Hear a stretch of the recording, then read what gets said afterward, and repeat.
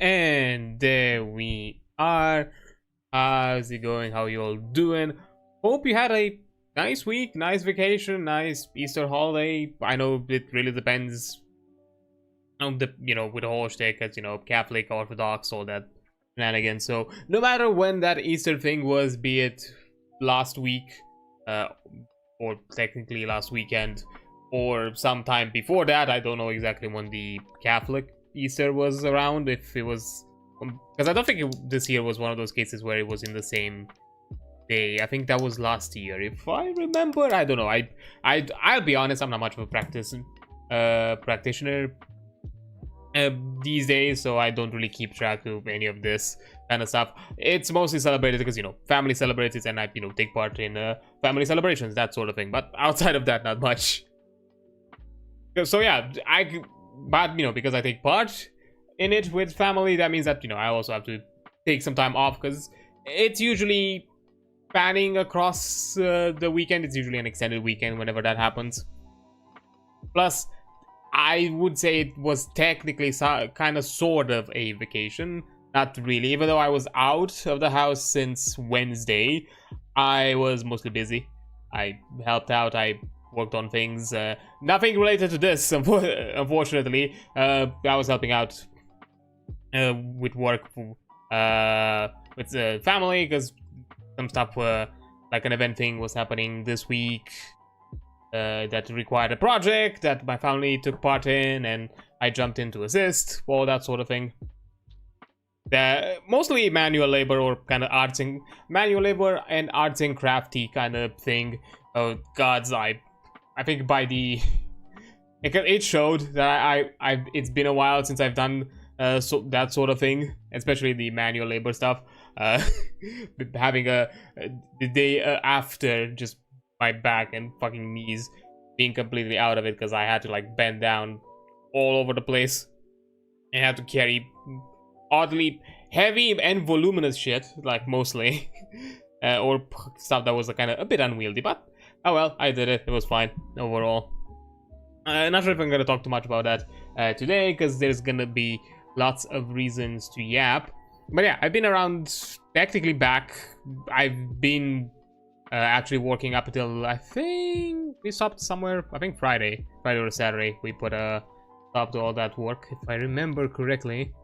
I think that was Friday, and then Saturday was mostly, no, we were done Friday. Saturday, it was kind of like a freebie kind of thing, but I was out of the house.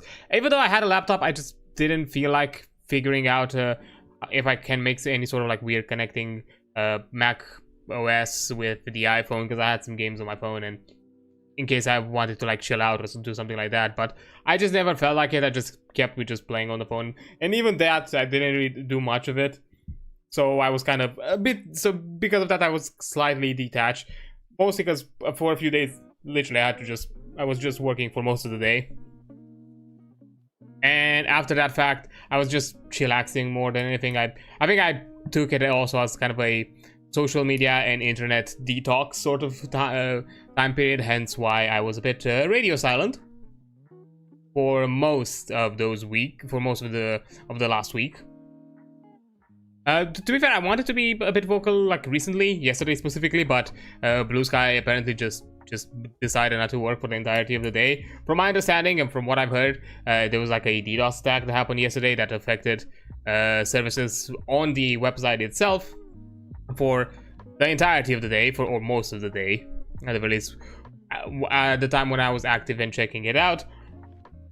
Now, I'm not gonna say that it's definitely not just the DDoS reason. Definitely, the DDoS attack is 100% the reason why all of this happens, but I do wonder if the whole vibe coding thing might have offered some sort of easy way to breach in and or cause this attack in a more, I don't know, easier way sort of thing. I'm not sure exactly how to call it.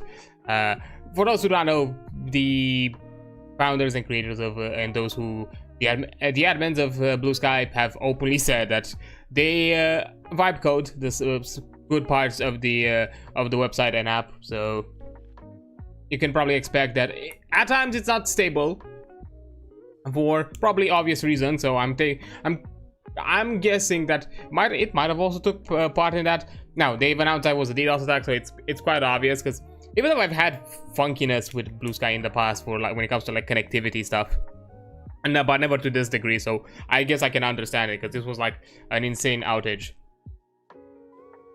To have it kind of like across the day.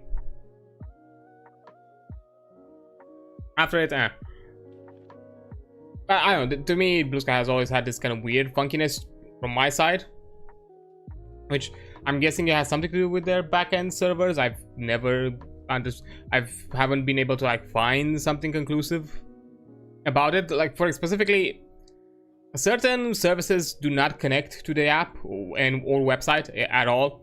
Like, if I use the mobile data from my phone service provider, I cannot connect to the app at all since I've had the Blue Sky account. If I was on my phone's mobile data, I was never able to connect. I can never connect to it. It just does not make a connection. On my actual, Ethernet or Wi-Fi, sure, the one that's in the house, which is a different provider for internet. That one works, but even there, I saw that if sometimes the provider has funky issues, Blue Sky is definitely one of the platforms that at times has problems connecting, or in some cases if Blue Sky has some weird funkiness on my end, it also gets affected. Not everyone, but I'm probably one of the ones that's probably going to be affected. So yeah, it's always been weird. I'm still not sure if the stick with Blue Sky has always been with my mobile data from the very beginning, because I'm also suspecting that actually, no, I had Blue Sky since I've been at this place. No, I think I've always had this problem. Just probably initially I didn't realize the problem, just because my phone shifts around from mobile data to Wi-Fi connection quite often. It's one of those things where literally the router is on the other end of the apartment, and I live in an old 80s communist era building, which is thick concrete walls, so signal strength is pretty gnarly at times because of the distance, because I'm literally my setup is on the opposite end of the apartment, and this apartment, it's lengthwise, so I'm on the opposite length way of the apartment. So yeah, the connection can get on Wi-Fi and can get funky. We did talk for a while to at the very least maybe centralize the router in the hallway, because literally the hallway is the kind of central in-betweener point, and that would probably help us out, because on my end it's fine-ish most of the times, but the kitchen, which is like right next to my room, which is slightly further, that one in certain cases, depending on where you stand around the kitchen, you just have no chance of connecting. So at some point I feel like we should probably move that router, but we'll see. Anyways, yeah, I wanted to kind of be around, talk and socialize and do that kind of things, but apparently just Blue Sky was not working. Twitter, I'm not as social outside of friends or mutuals on it. Just don't want to give that platform the time of day more than that. That's basically the reason. Oh yeah, funky. But yeah, plus technically I've been around since the beginning of the week. I've been back at home. It's mostly just I decided I kind of wanted to extend the break up until I started streaming for the week. And even for these 2 days of streaming that I have this week, I'm still taking it just slightly chiller. Like, I'm just working on the stream and whatever post-stream things that I usually do, and not much else. Just I wanted to kind of give myself some time to clear my head, clear my thoughts, and hopefully by next week, and starting from next week, actually not hopefully, but starting from next week, I do want to rethink and rework how exactly I want to do things.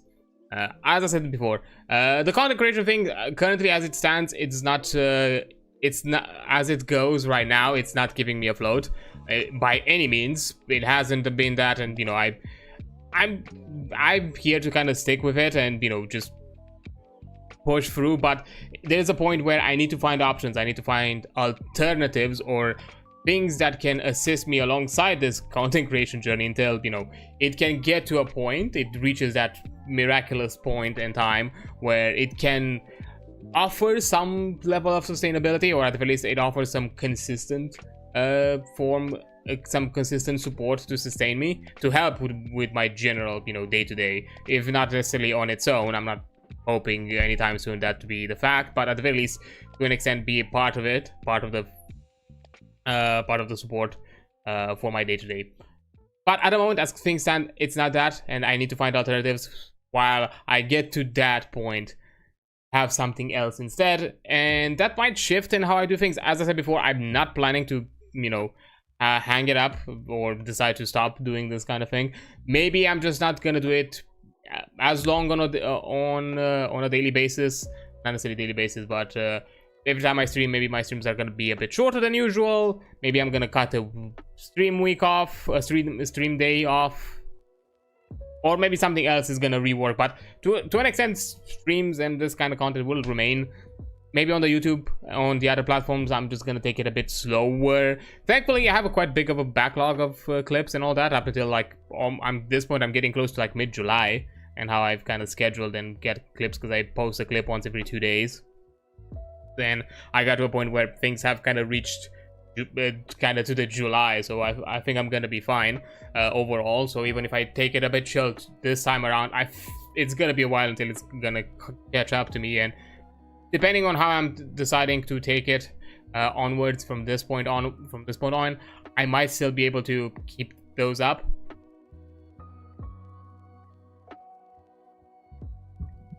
Probably the thing that I'm not gonna do too much anymore is some of the YouTube video things. I might decide to just kind of drop it. Some of that content, I'm probably still gonna do it, just in the sense of certain compilation things, but probably not to the extent that I've done it before. Maybe it's gonna be a bit chiller. I do have one already. I think it's already uploaded. Because there's gonna be a new. It's already a new update for Arknight's Enfield hit yesterday, or technically yesterday to today, depending on your time zones. And I decided to kind of make a compilation for all the stuff that I've done on stream during the 1.1 version. So I've uploaded that. That was really quick. I literally did it today, right before, like in the afternoon, and just quickly bang that out and put it out there. So things like that I'm probably still gonna do, just mostly because it's clips that and content or videos that I already have. It's just not and just put together in a long format. That's it.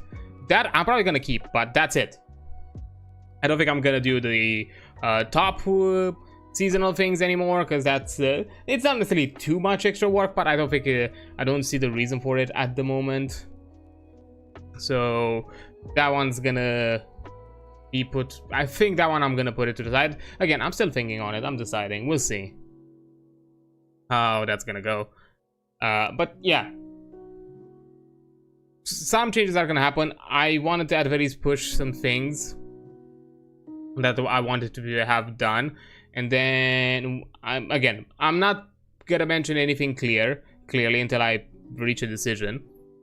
As I was also planning to do some sort of like subathon thing as well, which again would help me, but that to me still feels like a temporary solution, or something that, you know, I wanted to do it as a fun thing and not necessarily to constantly be my platform of asking for support or asking for ways to kind of, you know, keep myself afloat.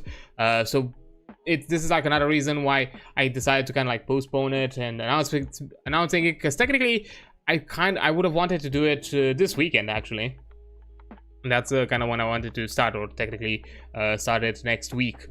But yeah, I want to rethink how I'm gonna do all this. So maybe this year I'm still gonna keep it for the actual stream affiliate anniversary, and maybe keep it a bit smaller depending on what I decide to do in the near future, because I want to prioritize. The subathon is not necessarily a priority right now, in the sense that, you know, it's gonna help me, and I'm still probably gonna do it to some extent, just not maybe to the plan that I wanted initially. We'll see. But yeah, those are gonna be things here that I'm gonna think about in the coming week. This week I still just want to kind of take it slow and kind of clear my head and kind of consider it an extended vacation, and probably after that fact start to put thought to paper or ideas to paper, depending, and see where that's gonna reach us. But for this week, as again, this being the return from the vacation, another half week today, I finally decided, I said, like, no matter what the vibe is gonna be, however I'm gonna feel like it, I'm just gonna push through it, and just at the very least I want to have the beamsaber stuff covered, and from that point onwards maybe I'm gonna rethink how I'm gonna do the ttrpg streams. I'll see, but I still wanted to have the game master section like chapter, or like, chapter is done, which is still gonna be this week and the week after. But I decided, I'm no longer gonna postpone it or cancel it. I'm gonna do it today, no matter in what way I'm gonna do it. And tomorrow, more Slay the Spire. Just we have one of the 3 required character wins left, the defect, that will unlock us the progression path towards the hidden 4th act. And after that we can work into obtaining the 4th act, which we might be doing it with the Watcher, so we can also experience that character as well while doing that path. So we diversify a bit, but tomorrow the focus is going to be the defect, and probably tomorrow is also the day when we're gonna just generally yap about this week and other stuff of that sort. So there's something for me to kind of fill the void tomorrow, because today this stream is a yapping stream anyways, because I'm talking about tabletop RPGs and I'm gonna read things, so I'm gonna have stuff to talk about. So me adding additional topics, it's not gonna it's just gonna extend the stream, or I'm just gonna be off topic constantly more than anything. So yeah, I'm just not gonna do that today specifically. So yeah, most of the topics or discussions of stuff that might have happened or I've kind of encountered so the past week or so, probably gonna be discussed tomorrow more than anything. So yeah, out of that,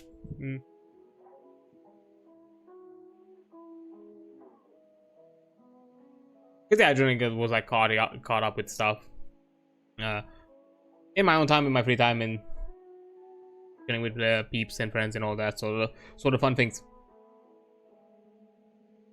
But yeah, anyways, also when it comes to like next week, we're gonna jump in back to like a full schedule until I decide what I want to do. So, which is definitely gonna be more Warframe, because we got to the next arc, we got to the 3rd arc, the New War, and we have to do that, plus the Vir Paradox, and also I've done the progression requirement to do the Revenant quest as well. So we have stuff to do, which is gonna be fun and neat. After that, Enfield, because there is a new version that just came around, so we're gonna talk about. So we're gonna look into that as well, because I'm also suspecting there's gonna be a new story thing also. And also, more Beamsaber again, because as I said, the Game Master section is going to be a 2-parter, because it's lengthy, and I separated it into like 2 themes. It's going to be a bit to kind of remind myself, because I forgot to kind of look back over it today before, on what exactly I planned to do. But, that's the shtick. And, definitely more so. I'm suspecting more Slay the Spire next weekend, next Saturday as well, just because I don't think I'm gonna get the defect win and also progress through the entirety of chapter 4 in one stream. I'm probably gonna still have to push through that a bit longer, but that's the plan. Anyhow, but yeah, aside from that, not much more immediate things to talk about. Don't think I have. So yeah, I think before anything else, I do want to kind of once again reiterate what this specifically for this stream, how the general things work. As I said, this is gonna be a TTRPG focused stream where we're gonna talk about anything related to that topic, be it the system that I'm covering today, which is to some degree also a filler content. It's something for me to discuss, having a topic to discuss basically, but at the same time I'm open to talking about any other topics out here, if you want to just yap about your excitement about something TTRPG related that you've done or dealt with or worked on, be it as a player, game master, or anything else. So that sort, I'm completely open. If you require any sort of advice, or if you're here to also kind of get an opinion or a different perspective, either me or maybe someone else that is participating within the stream, you know, for that. I also want to harbor this, be a space where people can be excited about TTRPGs, can talk about it and help each other out if need be.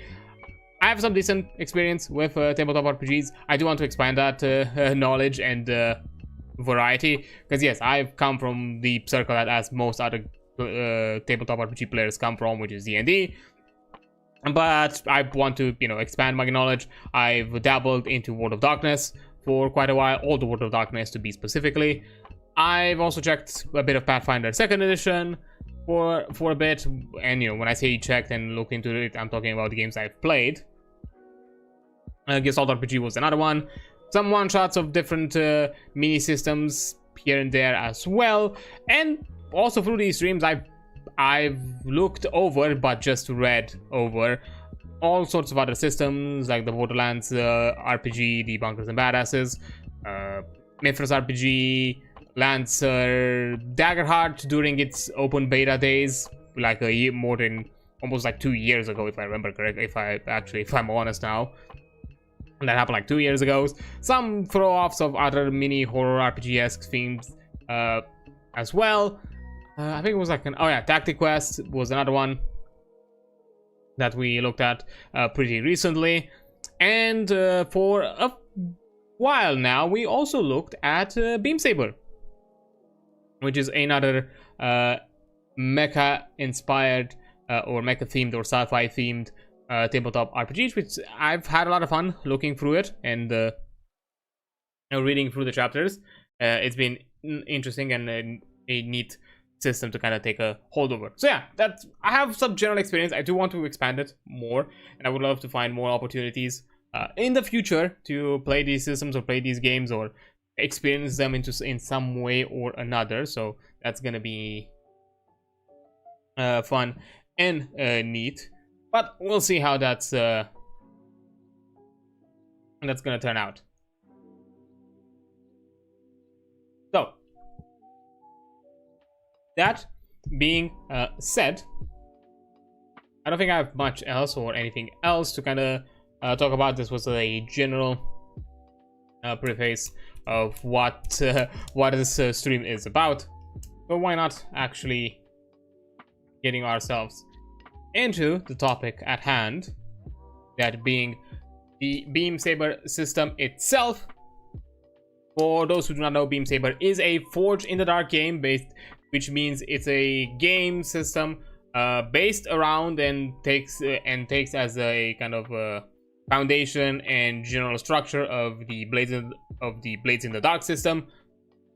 So if you are familiar with that game system, you're probably gonna understand the general functionality or the general gameplay and general kind of game loop of Beamsaber as well, as it's more heavily narrative driven. Everything is designed to push the story forward, and most actions and most events are concised into a singular role where you apply the relevant modifiers and data or information to complete a specific sort of scenario. Basically, you build the scenario and you build what and state what sort of outcome you are looking for, and based on the circumstances, modifiers, or anything else of that sort, the game master then is gonna adjudicate what is the possible outcome, based on these aspects, and if you're willing to still take the risks for it, or are you looking for taking a different approach.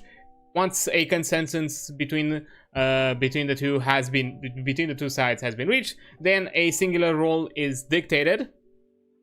And based on these discussions, you do that role, and based on the outcome of the role, you are gonna have a successful attempt, an attempt that achieves an element of what you wanted, but there might be some complications, or the things do not pan out the way you wanted, but the story still moves forward. That's kind of the whole intent of a Forge in the Dark game, as well as any other Blades in the Dark sessions, is that even when you fail, the story still moves forward. It's just that it doesn't move in, it just didn't advance completely in your favor. You might now have additional challenges that you need to deal with. For example, the easiest example I can give, maybe you're trying to pick a lock. In other systems, they might dictate to that a roll failure to pick a lock would mean that the door remains locked. Well, in this scenario, failing to pick a lock would not necessarily mean that you're now stuck in this kind of limbo, dead end sort of state. It would just more than anything mean that, oh, you failed the roll. That means that, oh yeah, you've opened the door, or your attempts to pick the lock were not at all subtle. Someone beyond the door noticed you, and now they're gonna open it and basically deal with you, and probably be some sort of like guard force or anything like that. Technically, your goal was achieved of opening the door. Is just now, instead of having to deal with the door, you have a different challenge that you need to pass through, and other complications because of it might have sprung up in the coming scenarios. So that's kind of what pushing the story forward means, that an outcome is still going to be reached, a next step is still going to be made. It's just going to be a balance of how much is it going to be in your favor and how much is it going to be a complication. And that's kind of how all the general aspects of it work.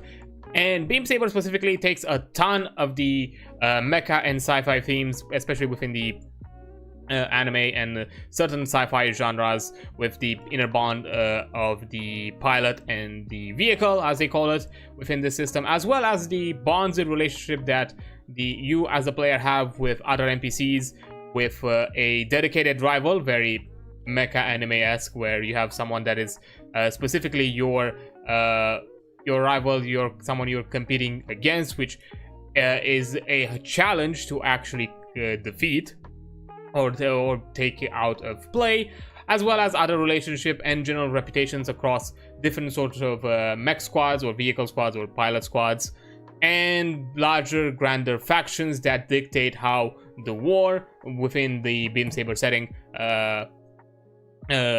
unfolds, which in most cases are too big, too wide to grasp, or too large for any singular squad to deal with, to the point where the setting itself makes it very clear that the squad of pilots will never be able to make enough of a shift where the war would end. Maybe you're gonna make some you could probably make some interesting power shifts and changings in power dynamics of certain factions, but never completely taking a faction out of play, or in any way kind of make some sort of advancement into ending the war. This is a perpetual conflict that has been orchestrated by bigger players and bigger entities that are too large to even comprehend anymore, because of how many inner working parts are at play at every moment of the day. So it's become an unsurmountable task, and it's more about kind of the micro experiences, your general relationship with the rest of your squad, with other NPCs, with your rival, and whatever outcomes your missions and choices do towards how the factions and other entities view you and the pilot, and how they regard you in the near future. And that's generally the focus. It's pretty expansive when it comes to customization. You have a focus element of customization for the pilot, the vehicle. You have an element where you also customize your squad with your own abilities, with additional abilities, and how exactly and determining what type of squad you are also kind of determines what sort of campaigns and sort of sessions and themes you are going to be focused on. Plus, elements of how rivals and other NPCs take into play, how missions pan out. Everything is in general pretty flexible. It's similar to Lancer, where yes, you have a structure in how a mission unfolds and how exactly you do the mission prep, the mission itself, and the post-mission consequences and outcomes. But it's flexible enough where you still have open moments of roleplay, open moments of shifting the narrative or moving the narrative in a way that you want, compared to Lancer, where to me Lancer it felt more rigid, more the structure of the mission structure and how it plays itself out felt very let's call it gamey, or kind of war gamey, where you have different moments of play that you have to do them in this sort of way, and it doesn't really offer you the flexibility of, if you want to have a mission where you have moments of combat, but maybe you also want to have moments of socializing, roleplay, puzzle solving, any other aspect outside of just pure combat. It doesn't really accommodate to that, especially because it's a game that mostly focuses on the mechs themselves and not much on the relationship between the mechs and the pilots and how all of that kind of works together. The pilots are very limited in what they can do within that systems, and most of it is kind of heavy-handed into the mech. And if you want to do something where also the pilots as on their own can do something, you'll probably have to do a lot of heavy lifting of your own to kind of adapt certain ideas and concepts to also be applicable to the pilots. So yeah, it can be a bit, at times it can be complicated. It's still a cool system, and to certain elements of the setting and how it presents itself, Lancer specifically, I still enjoy and I still find an interest in it. But for anyone who's more interested into telling a story, playing and going more into something that's more narrative heavy, Lancer is not really the best option you can go with. Honestly, I think Beamsaber definitely it's a method, it's a system that would scratch the role players itch way better than Lancer would. Lancer is definitely for those who want to focus more on the combat pillar and those elements of play than necessarily those of socializing or exploration or anything of that sort. So yeah, overall, in the past streams where we've talked about Beamsaber, we've covered most elements of play. We covered all elements of creation for pilot, squad, and vehicle. The general rules of play as well. The mission, the mission structures, as well as elements of downtime, because downtime is a big part of this game as well, and elements of playing or player principles, and what are the general themes and general expectations, what you would generally expect to get out of this game. All of that has been covered. All that's left now is the game master section, which I will be splitting into two. Today is gonna be focused onto general elements of game mastery and session and campaign management and prepping. So currently the focus is gonna be the beginning chapters up until the end of how to prepare a campaign, as well as if we still have the time, I'm also going to look into how to end the campaign chapter after the fact. Then from creating squads and faction up until end of situations, or like starting situations, something of that sort.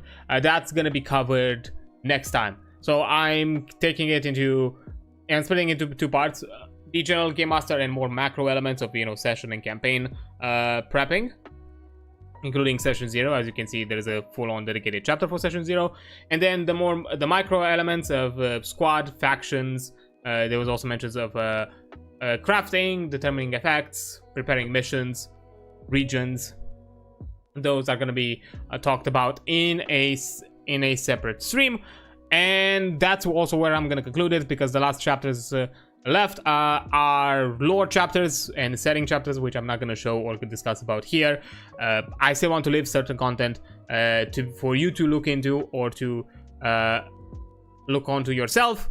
I still want to encourage you supporting ttrpg creators, and to the best of your abilities, be it that you're asking this book from another friend that might have it, you buy it yourself, or find some other platform or some other places where this part of the content might be open for you. I'm not the type here to talk about lore. I do love lore, and I have settings where I adore to, you know, talk about the lore and be, you know, immersed into the setting of certain IPs. But I'm not the quote-unquote lord guy of just being out here to yap about, hey, let's talk about the formation of this faction or this species or this major event or anything of the sorts. I'm not Noble, for those who are in the WoW community. I'm not Noble. I'm not here to make some expansive biography of all the content that mentions X character, compile it together in a multi-parter video and just basically gush it out there. I do love them, don't get me wrong, but I don't think that's the kind of thing I would personally do. Who knows? But at the same time, never say never. Maybe someday I'll try that out. But anyways, tangents aside, let's actually get ourselves into the Game Master chapter itself, because I don't see any point to keep ourselves into the unknown. So let's get to it. So, the Game Master. Beamsaber is about pilots and their massive war machines. There will be times it is appropriate to focus on the pilots, their relationships, moral beliefs, and their mental and physical wounds. Other times, the spotlight should be on their vehicles. Metal giants crossing blades, transport trucks laden with stolen cargo speeding away from pursuers, and jets twisting around one another, trying to get the upper hand in a dance of angels. As the Game Master, you'll move the spotlight between these aspects of the game as a film director would. Probably the better analogies you could have, as you are there to be a film director, and more specifically you are a film director that still wants to, you know, achieve the protagonist reaching whatever goal you decided as a whole, as a game group that you want to achieve. Like, you know, you're still there to kind of root for the people participating into the film experience, not there to make it harder. So what are the Game Master's goals? The Game Master should strive towards these 4 goals every session. Play to find out what happens. There is no need for the Game Master to actively prepare the story. After all, there are 3 parties that have input into the story: the Game Master, the players, and the dice. If the players or dice take the game in an unexpected direction, go with it. Pace the narrative alongside the players. This way, everyone gets to be surprised by the story that develops. You know, very much under the principle of yes and, which is a probably at this point well-known improv principle of you're not there to put halt to the story, you're there to lead with whatever prompt you are given and see where it ends up with. And you never know, it might be somewhere fun. Fill the world with detail. Every NPC needs a name, look, motive, and methods. Every location needs a quality that describes it. Every situation needs to be surrounded by a full world.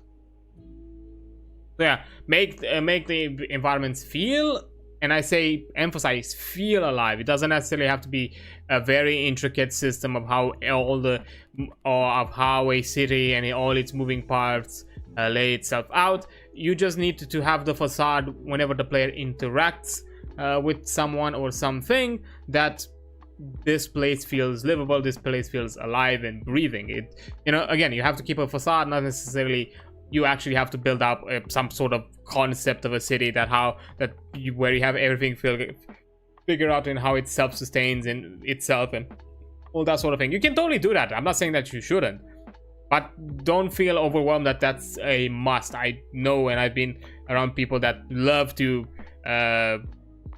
I'm not saying overthinking. Overthinking, it's a bad way to say it. Love to get into the nitty-gritty details, and in some cases to take a lot of, you know, real-life concepts and apply them into world building and into creating interesting and more different kind of takes on settings and stories and species. And something that I've been sharing around, actually, that I would recommend giving her a look. You probably see, if you've been around my socials and maybe on some streams, or a stream or two, if I remember correctly. If you've known of Doc Vivi, Leandra, she's biochem, if I'm not biochem. Anyways, she has a degree. I completely forgot, because as you can see, I'm a game designer. I have an arts degree. I'm not about these kind of smart sciencey stuff. So, but you know, she is into that scene because, IRL speaking, she does that kind of work and has a degree and all that sort of, you know, important stuff. So she's had discussions of world building and fantasy where you apply elements of actual historical agriculture and how plants work. I think, yeah, biochem was part of it, because biochem is with plants and all that, and how all of that kind of works out. And she had like very compelling, like full-on threads about it, and I've shared them around recently, so do keep an eye out if you like that kind of nerdy stuff where you really look into the nitty-gritty and try to kind of figure out how certain social structures, as they are kind of giving out, as they are kind of described in a fantasy, would develop their general, you know, elements of agriculture, of survivability, so you know, culture and social and lifestyle and all that sort of thing. So cool stuff. Recommended, but at the same time, that's not a requirement, that's not a must. You can keep it as bare bones as possible. Just have the facade. Anyways, tangent. Then, thirdly, convey the world honestly. Speak with honor when you tell players what their surroundings look like, what NPCs do, and what happens because of all this. Don't lie to the players, and don't favor anyone over others. So yeah, you're here to, you know, talk about, you're here for everyone to have a fun time, including yourself and the rest of the players. So nobody should take, you know, special treatment, not you yourself, even if you may consider that, you know, this is my world, I built it. To an extent, true, but to a bigger extent, I would say that you've built it alongside with the rest of your players, because they also jump in with their own inputs. And I think some of the more fun, more interesting, and definitely way more fun sessions and campaigns that you can have are those where the players chip in with their own things. They can be as small as the smallest things possible, or they can be a wider chapter, wider sections of world building that you can bring to the table. But in any form they are present, if they are integrated and a ever-present element of the campaign and sessions, it elevates the experience, because, you know, you've put someone else's input into the world and shown how it affects it. You know, I've done that in the past with characters that I've done in personal campaigns that I've been in the past, even recently, which maybe at some point I'm gonna have a moment where a writing streak or something of the sorts, where I'm gonna put it to paper in a better way. Because during when we initially started the concept for the vampire game, and for the second chronicle that we started, which unfortunately is cancelled at this point.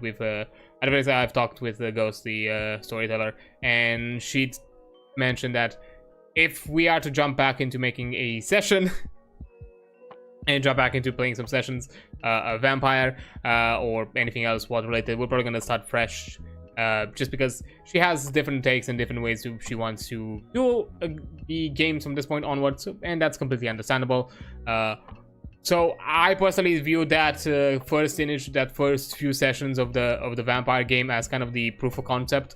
That character to me is not dead. That character is gonna resurface herself into a probably different form, if we're gonna decide to jump back at it again, 100%. But as part of her story, of her backstory, for one of the sires that I was thinking on, or planning to, or possibly having her have, or, you know, all that VTM shit, shenanigans, was a old clan Zamish. For those who know how the old clan work, they are a splintered, independent faction that removed itself from the wider Zamish clan.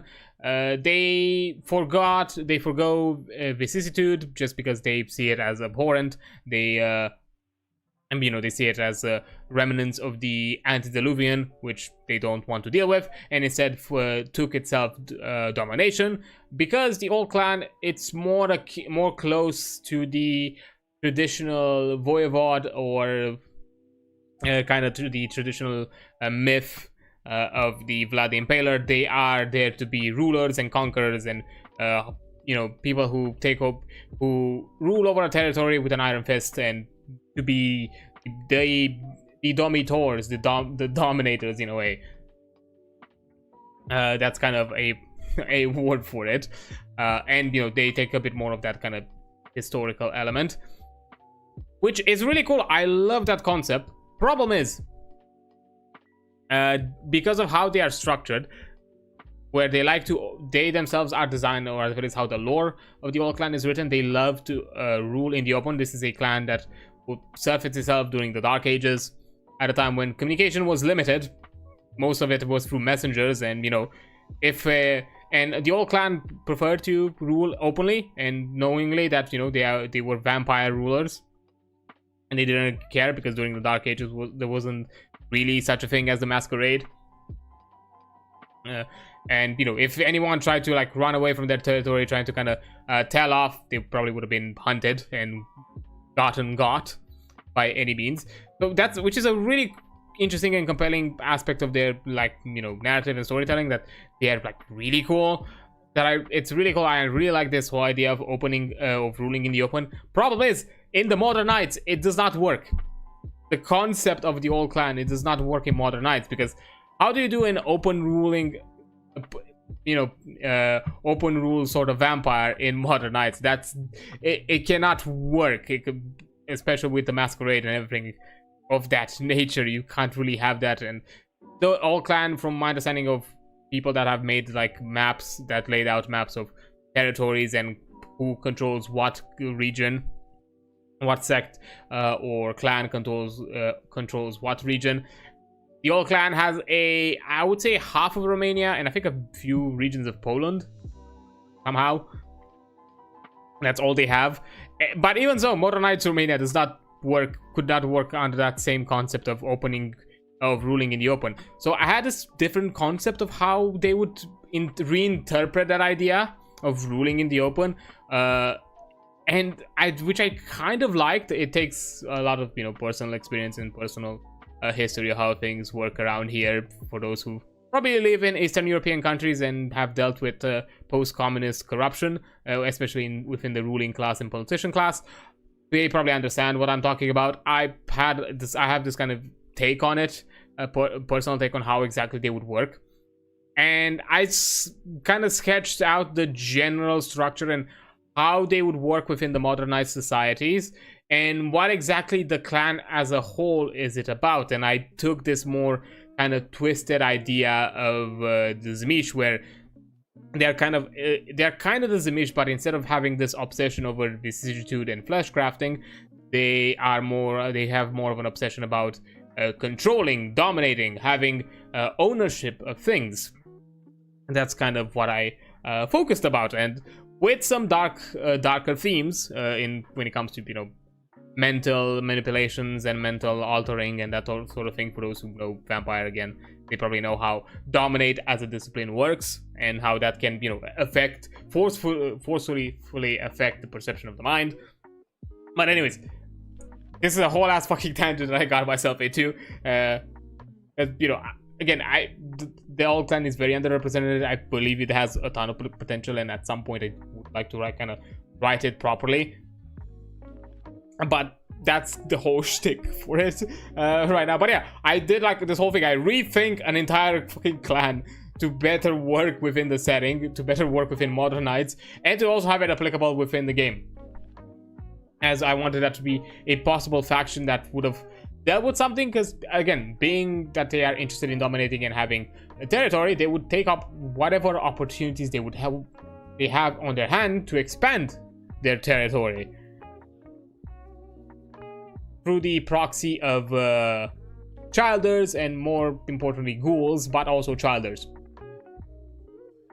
But yeah, anyways, that's a whole other discussion that maybe, who knows, maybe we're gonna have a yap off about that sort of stuff at some point. Maybe that, that could be the topic of how I'm probably gonna handle like certain Vampire the Masquerade sort of discussion threads, or like the stream talks. Maybe we're just gonna think on topics that I feel like they would need reworking and how exactly I view them. And maybe have a yap off on that. That's an idea. I'll put a pin on that. We'll see.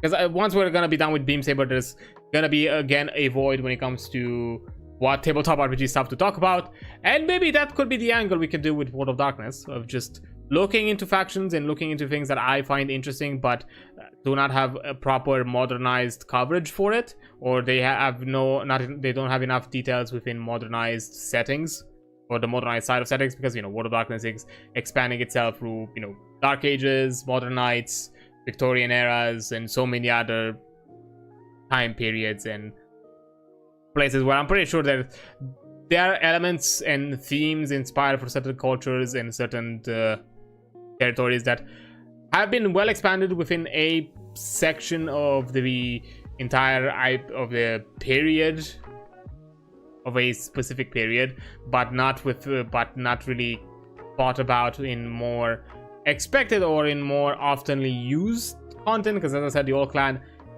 as it on its own works pretty well during the Dark Ages, the way, you know, you can easily do it the way using the info that White Wolf gives you on the old clan without too much of an issue. You can do it during the Dark Ages, but if you want to do Modern Knights, I feel like there's a ton of heavy lifting and logistics that you have to kind of like rethink on how exactly would this clan with a very specific theme and mentality would work in a time period where you can no longer rule in the open. There is no, and the way I see it, there's no like realistic way without causing a big problem or not, or being an unnecessary target to other bigger players within the Vampire Society. Because, you know, at the end of the day, the old clan is a small independent clan compared to the wider larger sects like the Sabbat and the Camarilla. But anyways, that's again tangents over tangents over tangents. Let me finalize the Game Master goals. So the final point: ensure everyone at the table is safe. As a Game Master, a lot of the responsibility for maintaining the lines and veils, which are going to be mentioned a bit later, falls to you. But encourage your table to share the work so everyone stays safe. And remember, that includes your safety as well. Ask the table to check in during and after dark or heavy scenes. Beamsaber uses Game Master principles and actions to help you achieve these goals. Yeah, general things. I would say that this kind of goals should be applicable across settings, as I said, similar to kind of the player principles, or like the player goals, or how they've done the Blade Philosophy chapter towards the beginning of the book. Similar thing, I would see it just generally applicable on all systems. I think that's how you should generally think on this, no matter what game system you play. And nothing about this is specific to Beamsaber, and I would recommend you do so. You know, especially, I wouldn't say that one weighs heavier than the other. All four are in equal value, in my opinion. Yeah, then we have Game Master Principles, which I think I'm gonna leave off for after the break, because I did the off about vampire things, apparently. And now I cannot I don't think I'm gonna have time to like jump into this one right now, but after the break we can easily talk about it without much of a problem, which I think I'm gonna do now. I'm just gonna take the break, wait for the ad to come around, make sure that it passes, and once the ad has passed, I'm gonna be back and talk about Game Master Principles. So yeah, I'll see you in a few minutes.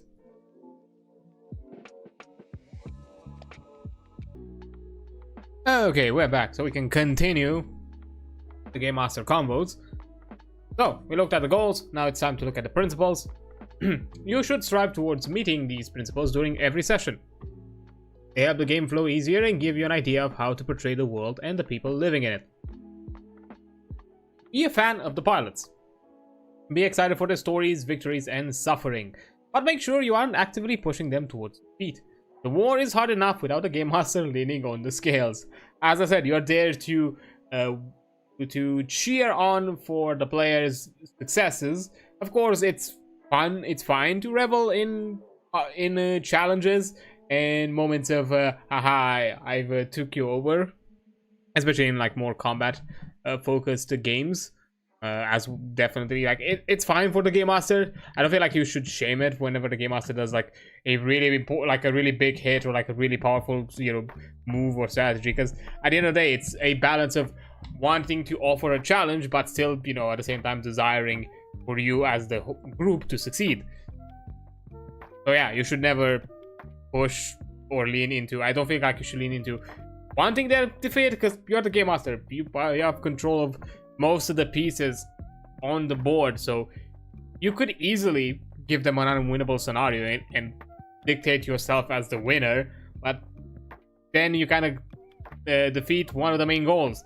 Everyone should be having fun on as equal amounts as possible, which that, you know, you making yourself the sole, you know, I win D&D kind of pedestal doesn't really work. Let everything flow from the fiction. There will be an inciting incident that starts the story. The player's pilots will act, and there will be consequences. Events will speed up and get more serious as victories and defeats stack on top of each other in a teetering tower that heightens the tension. If a player says that they use an ability, ask them to first describe what their character does. Get an idea of what the story and stakes look like. Establish position and effect if it requires a roll, then tell the player. Then the player can decide to use an ability that might change the situation. Yeah, again, the whole idea is be fiction for, be there to kind of tell a story. So, you know, and that also goes into the actions of both the player and the game master. So, you know, you're not just there, I'm rolling a d20 to do a sword swing. Again, I'm using D&D as it's the easiest one to kind of visualize. You're there to kind of, in a way, how to say this, incorporate or be that character, to kind of embrace that character and through their action kind of tell what type of individual they are, through how exactly they are making those moves. Are they more deliberate? Are they more hesitant? Do they do it in a let's say gruesome fashion, or do they do it just in a kind of more stoic kind of sort of way where, you know that this is their duty but not necessarily something that they should strive for, or in other ways they just can disregard? Because the way you present yourself can tell a lot about your character as well, and how you do your day-to-day or how you do your usual acts, and that can give an idea and an inkling towards the game master and the players around you what kind of story you are telling, and what kind of story or elements of storytelling you are looking for through your character, and then they can chip in and kind of elevate that, or, you know, find their own ways to kind of create interesting moments of friction, not intentionally to, you know, step over your fun, but to kind of, you know, create those moments of everyone has a foil. There might be characters who see you in one way and others that see you in a different way, and getting an idea from how you act, and especially through overexposure, it gets easier and easier. Plus, it makes the experience more fun because you're taking part as the character, not just as the player. And again, that can be done in as many ways as possible. You can, you know, roleplay and play the part of the character. You can do it in a more third-person descriptive manner. You don't necessarily have to do a voice, have to actually roleplay or say acts. You can, you know, third-person describe it and tell, like, oh, X character does Y, Z because of these reasons. Mostly because of these reasons, which they're hesitant about, or anything of the sort. You can third-person roleplay without an issue, and again, everybody has different levels of comfort, and it's completely fine if somebody does it in one way, another player does it in another. But it just elevates the experience if you're doing it through telling a story. Then, address the pilots. Address the players with their pilots' names when in fiction concerns arise, such as their pilots' actions. This brings the fiction to the front, giving the pilots desires, power, and life. Yeah, general ways to kind of keep people in the moment. When addressing the players, you're doing so for out of fiction concerns, such as players' desires for the story, speak to the players themselves. This brings the real world to the front, centering the players' desire, concerns, and feelings. So again, depending on the situation, you choose one or the other. Fill the world with inequality. There are cities blasted to ruins because they are too close to the front, while other populations center less than 100 kilometers away from only ever notice a war as a distant thunder. The poor are conscripted to fight, while the wealthy scions avoid combat with the right donation. Populations survive on ration necessities, but the black market circumvents this for some. Where does the war creep in? So, again, through moments of strife, you can create interesting scenarios to tell a story, and how exactly will do those players do your players then interpret or want to kind of move on from that point, like what exactly is their take from it, and what is going to be what actions will these scenarios dictate from out of them. Of course, maybe these days it can be it feels probably a bit close to home, I'll be honest.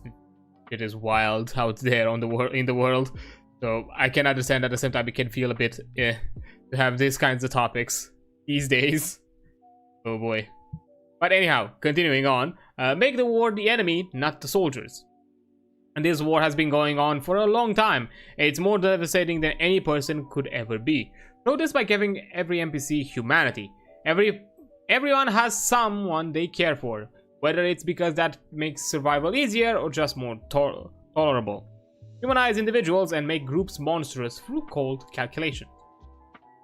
So that kind of actually cascaded in what I said before, and this is a good way to at the very least detach some of those worries by adding that element of humanity to individuals and keeping the bleak elements to things as entities, as groups, or as not necessarily as groups but as concepts. Because groups can still I feel like some people could misinterpret as, you know, groups of people, but no, groups as in concepts or organizations or entities that do not represent a sole individual or a group of or sole individuals even. And now to get a quick little snippet and break through a moment of kind of narrative description that on occasion this book sprinkles on. So, I'm really grateful for my squad. And for Scratch, I guess. For a commanding officer, they're not at all that bad, even if their suits are atrocious. I think maybe COs are just bad in general. Maybe that's because when we interact with officers from other squads, we only see the face they put on to deal with other squads. That negotiating side of them. That really hasn't left a good impression on me, like, ever. Even when we worked with Layla in the Rubble runs, things were a little weird. Didn't like that at all. That feeling that I couldn't fully trust her, despite of how much I care for her. It's like, I do actually get the sense that Scratch cares about us. But they're also looking out for themselves first. When the Cenotaph does well, they're the one benefiting from that. And I get the sense that if things went real bad, they wouldn't hesitate to use us as a scapegoat. There have been some missions that felt like such an obviously terrible idea that I can't help but wonder if Scratch was getting something extra on the side that they weren't letting on about. Or the times they asked us to follow really unreasonable ROE, which they said was because of the higher-ups. Was that really true? I don't know. All I know is those orders aren't worth shit if they're going to put a squad in danger. Just wish everyone else saw them as the same way. From the journal of Keiko Pitchfork Tuesday. Yeah, I do love this small little snippets. Oh, there was actually a continuation to make the war the enemy and not the soldiers. Damn. Okay, then let me take it back from the last sentence. Humanize individuals and make groups monstrous through cold calculations or dangerous acts of passion. Individuals can still be monsters, but they come from a society that produces and empowers them. Look to the 1914 Christmas truce for a moment when soldiers fought the war and not each other. Yep. Even in moments where you feel like the opposing side is the monster, there are moments where you realize that all of us are humans, and in most kind of scenarios, pawns of bigger players that never deal with the problems and scrutiny and errors that you're dealing with on a day-to-day.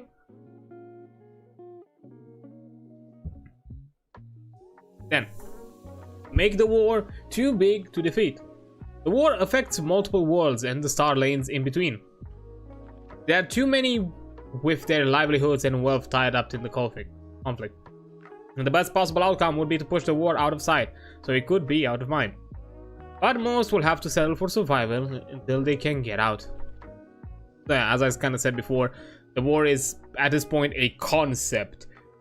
Bigger entities that transcend at this point a sole individual or group of individuals are too deeply interconnected to the machinations of this conflict, to the point where no major shift could truly be seen as a progress towards ending it, specifically as a squad of pilots. Like, this kind of movement would probably see itself as something way grander than just a group of pilots, than just a simple number of pilots, maybe an entire faction of its own needing to kind of like step out, or maybe even grander than that.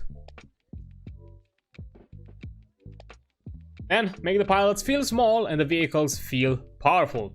This isn't about making the pilots feel ineffective, but rather reminding the players that their pilots are much smaller than vehicles, squads, and factions. They can still get things done, but it might not be on the scale they wish it was.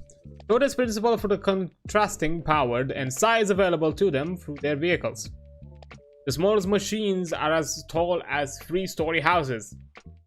Enemy vehicles should feel even larger and more powerful, especially when the pilots are outside of their own vehicles. These machines are terrifying, whether you're behind the controls or in danger of being absent-mindedly squashed. Yeah, that makes complete sense, again, to kind of add those contrasts and aspects of conflict.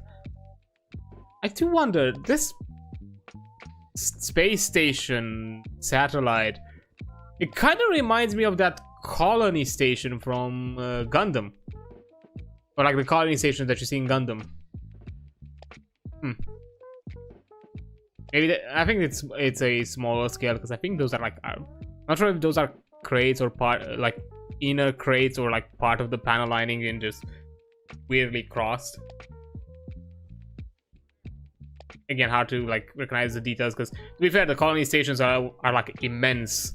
But the whole idea is that, you know, the inner walls, kind of like the rings in Halo, are the actual habitat that the people, you know, live on. So basically, you're on the inner circumference of a circle, cylinder, depending. That's kind of how their lives. And, you know, when you're looking above, you're technically seeing this. The quote-unquote sky is just basically the opposite side of that circle, and you can vaguely see buildings, the other buildings from that side, which is an interesting perspective and view, I would say. It's one of the aspects I really liked about, you know, whenever we saw like colony stations represented that way in sort of these kind of like sci-fi. Because I don't know, it's a different contrast of you know, of the horizon, and kind of really puts into perspective what the world is. Then, consider the risks. Usually pilots find themselves in a risky position, after all. They lead dangerous lives. But if they're carrying the momentum of a success, their position might be controlled. If they just failed a roll, had a complication, or are improvising, it's probably desperate. Trust your instincts, but don't be afraid to negotiate and revise. Yeah, as before, take into account the story and how the actions are conveyed and what the scenario puts forward, and based on all these factors dictate. But then, you know, negotiate, talk with the players if that's not really something that they want to somehow achieve, find some sort of middle ground or satisfactory point where both sides can be like, yeah, we can do this action, or maybe instead of doing that action we can do this a different action that leads to a similar, well, equally satisfactory result, something of that sort. And finally, hold on lightly. This isn't a competitive game and doesn't require hardline rulings. If someone, yourself included, wants to take back a statement, that's okay. But if you do, consider what it means if the dice have already been rolled. So, yeah. It's fine to kind of go back, especially if you made like a bit of a mistake, equally both as a game master and as a player. It's just one of those things where you have to kind of clearly establish as a group how exactly you'll handle those in general. Because, you know, there's also that general discussion where, you know, when the dice has been rolled and the action has been concluded and has well been concluded to the point where other actions and consequences have trickled out of it beyond the control and choices of those who initially started that scenario. At that point, you have to kind of like decide, is it worth to kind of backtrack this entire thing? Is there a way to kind of still keep the follow-up actions relevant, but just retweak some of the aspects of the initial scenario that caused them? So it's no longer you no longer have the outcome or problem that you wanted to now avoid, and anything else of that sort. Because yeah, sometimes if things are a bit too deep, yeah, it's understandable that it's hard to kind of go back, and probably you shouldn't. At that point, you just kind of go with the flow. But other times, if it just, you know, the outcome was just freshly put out there, and then immediately kind of like realize that, oh no, I should probably not keep it this way. Maybe let's back a bit. Maybe it's not gonna go into a direction that anybody wants or feels comfortable about. So yeah, that especially when it comes to everybody's comfort, 100% take it back. Generally good principles. Now, for the Game Master actions, the game typically flows between the player and the Game Master. Either the Game Master sets up what's happening and asks the players what they do, or the players assert what they want to do. The Game Master lets the world respond. But if you're not sure what to do next, the following actions are a good place to start. First, you ask questions. Questions are the most versatile tool for responding to the pilot's actions. You can ask a player, are you focusing fire on the enemy, Ace? Are you suppressing their squad? Or are you suppressing their squad? Did anyone bring an invitation to the masquerade? Are you avoiding harm with a resistance roll or armor? If you're unsure what to do, ask questions and go from there. Yeah, 100% clarifications, questions, anything that gives you the details or at the same time puts forward the information and choices that the player should kind of consider forward are the important factors. In some cases, maybe the players do not know in the moment what exactly are the options available to them or what exactly they want to achieve, and you giving out the perspectives or possibilities then can more clearly refine and solidify the wanted outcome both from you and the players. Provide opportunities and follow the player's lead. The war is filled with potential missions for the squad. Sometimes these missions will come from the officers above, sometimes the pilots will take the lead, and occasionally both groups will agree on the way forward. If the players have an idea for a mission, work with them to have their assigned mission match those desires, or discuss what happens when their squad acts independently. Try to ask these questions. Are you targeting a specific squad or faction? Are you targeting a squad weaker, stronger, or about the same as you? Is your aim to seize a squad upgrade, hurt a target, aid yourself or aid another squad? Is there a specific region you want to target? And is there a specific resource you want to acquire? Because this then will play into how the mission is going to be structured, what are going to be the outcome, rewards, and consequences from it, and how exactly that's going to trickle into the general status and reputation across other factions, squads, and NPCs once the mission is done, no matter the outcome. So you set up the foundation for the systems that interplay in the game. So at the very least, the basics or the required informations and the results are covered. Sometimes available missions won't be fair or consistent. The intel given to the squad isn't always the complete picture, both in regards to their superiors' motives and the enemy's resources. And there are only 5 things the squad needs to know before they start a mission. Briefing, which is a summary of the situation that necessitates the mission. The objective is what the mission is meant to accomplish. The employer is the squad that wants the objective accomplished. The target is the probable identity of the opposing force. And the rules of engagement, the ROE, are actions that the employer forbids the pilot from doing. Of course, players may gather information about the mission, such as other squads with a vested interest in the objective, possible complications, or confidential intelligence about the situation. But if they begin planning too much, remind them that they can perform flashbacks. So if you feel like there is something that would be of use to you in the middle of combat, you can, or in the middle of the scenario, it's completely fine. We can do a flashback moment so you can have those requirements established in the moment, so you don't have to constantly kind of drag around you know, the mission or the event or scenario itself by constantly trying to prep to the point where probably some scenarios the squad is gonna just over prep.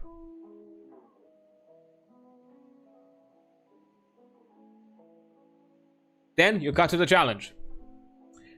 This game feeds on momentum. When the players start a mission, jump to their first obstacle. If they're having a quiet dialogue during downtime, skip the small talk and start with the tough questions. Paint the picture and drop them in the thick of it. So yeah, keep the pacing. Of course, not everything has to feel rushed, but definitely feel like there is something that they are pushing towards at most moments.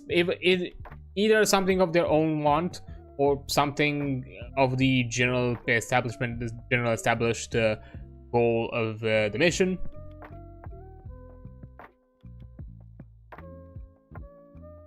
And also telegraph the trouble before it strikes. Foreshadowing is extremely important, even if it's for a danger currently riding a pressure wave out of a barrel. Describe the threat in the moment. Make the stakes clear so there is no confusion about the potential harm or damage, and then ask, what do you do? This setup allows the players to create unexpected and skillful ways to avoid danger, while also making the potential consequences clear. If the danger isn't that immediate, consider starting a clock to show the trouble getting closer and closer as the clock fills. So yeah, make it very clear that the players are not always in the safe, in probably most scenarios, especially during a mission. There are moments where they're not going to be safe, or maybe at all moments of the missions, or at all moments of the mission, they are at a point of facing unexpected, not necessarily unexpected, but harsh challenges and difficulties. Follow through. With the threat properly telegraphed, no one will be surprised when it proves to be as dire as it appeared. Have the pilots arrested, shoot them, break their hearts. If the player really doesn't want to happen, then they can choose to resist. You don't have to treat them with kids' gloves, you know, on the logic of talk shit to get hit, or or the more important one, fuck around and then find out.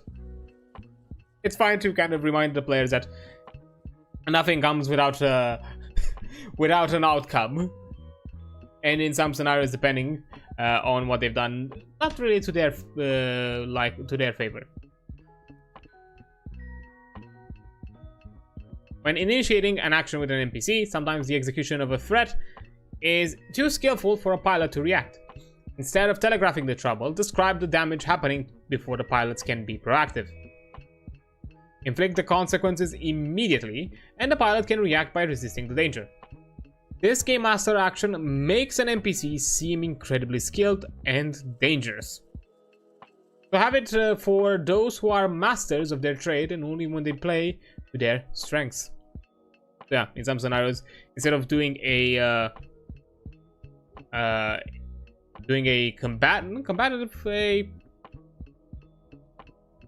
challenge roll, let's call it, and instead of doing a challenge roll, they have to do a more of a defense roll. So you know, in some cases, put the players always at a defense, so they have to be in a reactive position than necessarily proactive,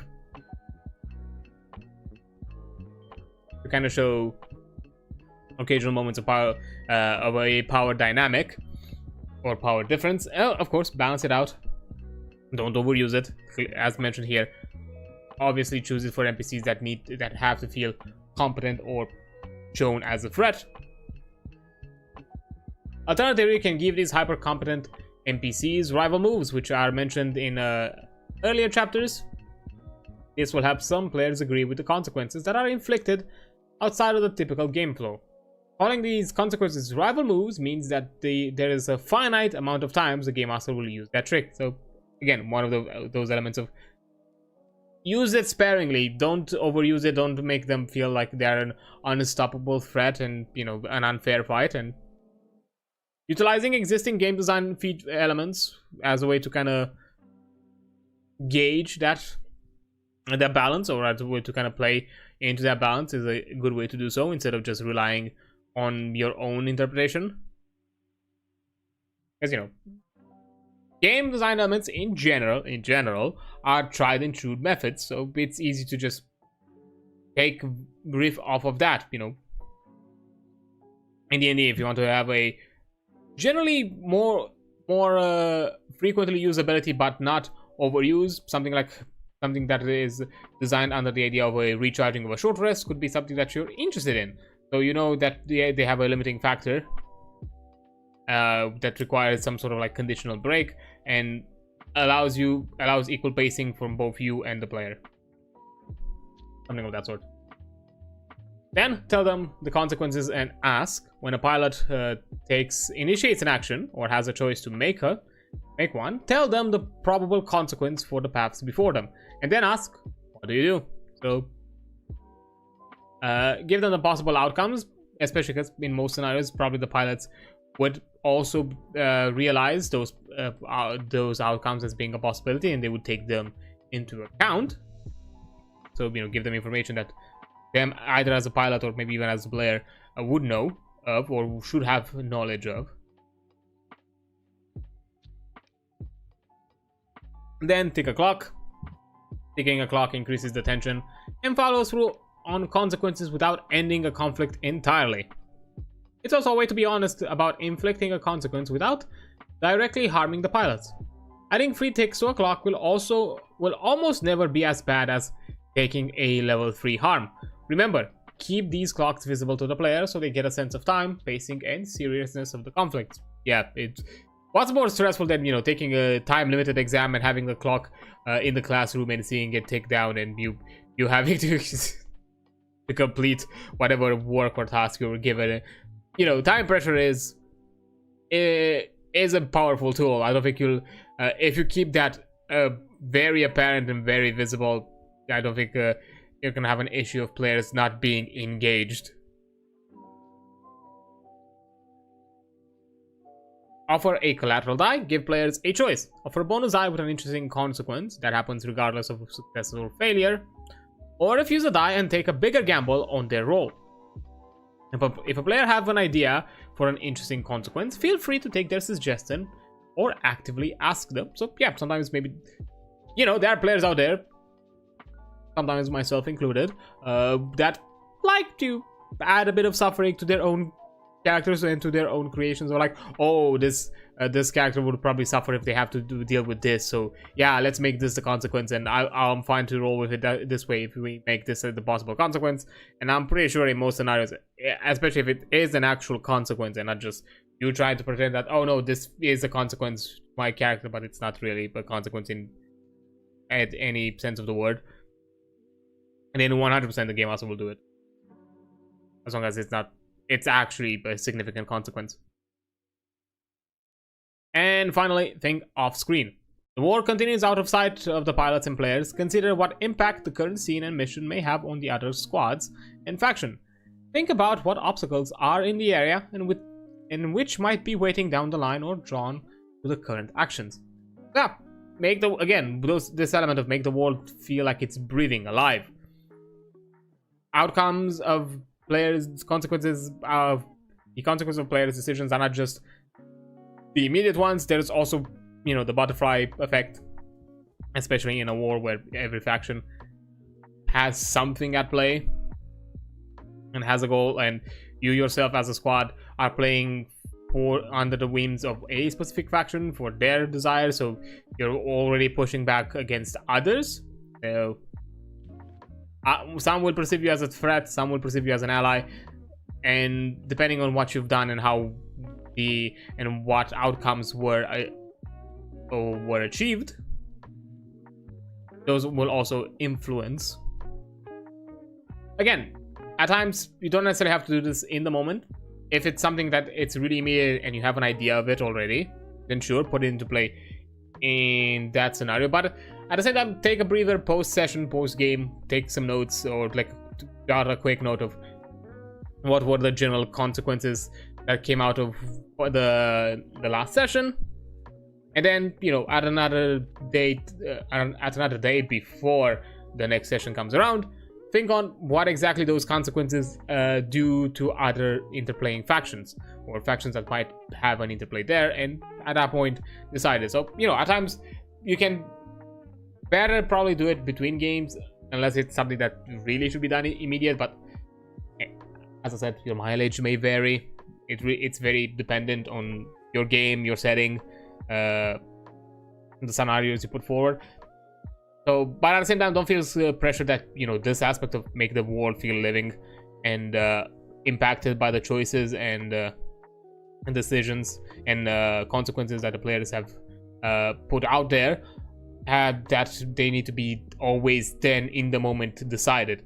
They can be decided after the fact, when you have time to think on it in your own terms, and maybe have some research available to you. Maybe you require a bit of that and you're not bogging down the game.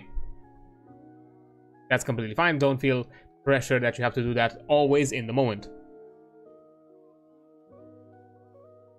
But yeah, those are generally the Game Master actions and aspects that you probably should think about on a session to session, prep to prep, campaign to campaign sort of scenario. Finally, for this side of the chapter, player count. Beamsaber is recommended for 3 to 4 players plus a Game Master. Why that number?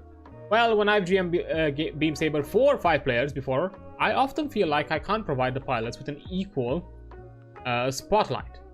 It feels very much like, alright, you did your action, but we can't really follow up on it because it's been too long since this other player had the spotlight. So we're going to jump over there and eventually get back to the follow-up on what you just did. This can disrupt the narrative flow and it risks players losing the story thread because it's been 20 minutes since they did anything.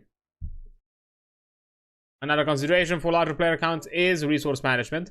Larger squads give the game a stronger sense of attrition in the war. They have more resources, stress, workload, harm, damage, and so on. But the rules don't scale supply point income with the number of players. This means that individual missions won't press the group hard, but the resources they do spend will be difficult to recover, making their losses hit hard. So it's probably a well-designed balance of equally design and general story and narrative flow. How many players and how should be in play. 3 to 4 to me, it's a fine number, to be fair, because, you know, everyone has their own obligations and things in life. It's, in many cases anyways, probably understandable that they won't. It's rarer to probably have larger groups than it is to have smaller groups. I've dealt with way larger than this. I'll be honest. They're not the funnest. I'll be fair. They're a pain to manage, and certain scenarios and combats feel eternal because of it. But as I said in the past, 3 to 4 players to me feels like a really good number.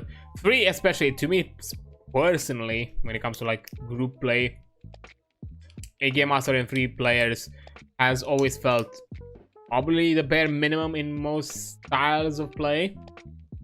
I just generally like the dynamic, because it's, as I said before, it also plays a bit into the kind of story structure elements of the, you know, the big 3, you know, the hero, the heart, and the lancer, sort of narrative structure. 5 players kind of plays a bit into that, you know, Magnificent 5, which, you know, extends with a brute and I think the intellectual. I forgot exactly the general structure, but it plays a bit into those kind of like narrative structures. And 3 offers you that flexibility of having a variety of characters that can, but enough spread for people to be able to support each other, so it doesn't feel like and still feel flexible enough. But of course, like, even one-to-one sessions are completely fine. Those to me like feel a bit more intimate, feel a bit more that you know, 100% you are the focus, like you the player, and the game master puts full-on focus onto you, so those can feel a bit more personal, maybe sometimes a bit more intimate in a, you know, story kind of way. I'm saying intimate, not, you know, in other types of intimate, although, you know, there are groups out there who do that sort of thing as well. Completely fine. I have that, you know, tabletoprpg and, you know, and spicy content, it's almost a circle. The overlap, it's most like, at this point, I'm pretty sure it's mostly a circle. So you shouldn't probably be surprised with that, those kind of dynamics also happening. And they're very interesting. I've mostly experienced them as on the player side, and I've had fun with it. I mean, to be fair, you know, I had a good storyteller, from my opinion, to offer me those during those moments. So I feel like having positive experiences has kind of, you know, opened my mind of this as a possibility. But, you know, when it comes to like general play, I still find it that 3 players, it's the nicer number. Having 3 players and a game master, it's the nicer number when it comes to like group play.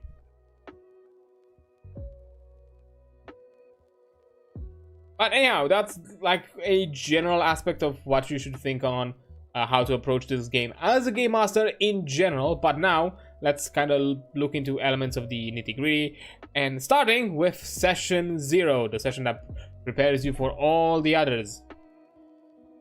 Which, once again, I'm really glad that whenever I see a tabletop RPG book covering the elements of session 0, and especially elements of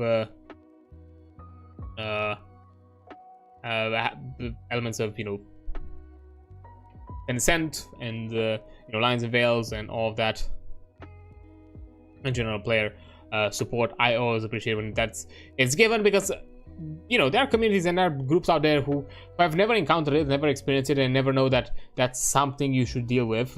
You know, figuring out where is everyone's line is and where is everyone's point of comfort, because without knowing, you can get yourself into scenarios or into moments that someone or multiple people will not feel comfortable about it, and no one was prepped for it because nobody knew. I've been there. I as the game master got myself into a situation that I was not comfortable in, and it made that session feel weird and not fun at all. And, you know, because I've never been told, or, you know, the book itself doesn't really tell you about, hey, how you should consider, you know, prepping before actually running the game. and taking, you know, the precautions needed, I then, or how exactly how to handle it in the moment, I kind of like stumbled a bit on it. In the long term, you know, everything has been clarified, and, you know, the lines have been clearly drawn and clearly stated, and boundaries have been set after that point. So, you know, at least in that sense, I took a stance. But there could be groups out there where someone may not make that stand. Someone may not think that this should be something where, you know, you should push back towards, especially if you're not having fun and you're feeling like it's uncomfortable and something that can maybe to some degree cause you distress. Now, let's talk about Session 0. It takes place before the first session with the first mission. A Session 0 is the foundation of a campaign. It's the time to discuss tone, create pilots and vehicles, and do a little world building. It builds the narrative and, more importantly, social bonds within the game. This section has steps to follow for laying out those foundations. And also, especially with before the first session with the first mission, although I've seen some game masters even taking this approach where Session 0 to some extent should at least conclude with also a bit of play, so at least it doesn't feel like it's only just been let's manage the session, so people feel like they've also got something out of it by the end of it, and it wasn't just admin work, let's call it, which is important work, and it should be done, but at the very least, it still feels like they got rewarded at the end with also playing. Of course, there are groups out there who just enjoy this part of the work as well, of, you know, doing the world building, doing the character and other game element creations, and, you know, participating with other people in that creative process, and, you know, create and collaborate with each other in those moments.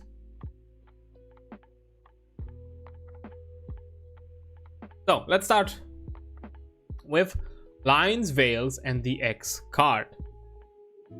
Beamsaber is designed to tell a harsh tale of people physically and emotionally struggling through an all-encompassing war, but it's still a game, and games are supposed to be fun.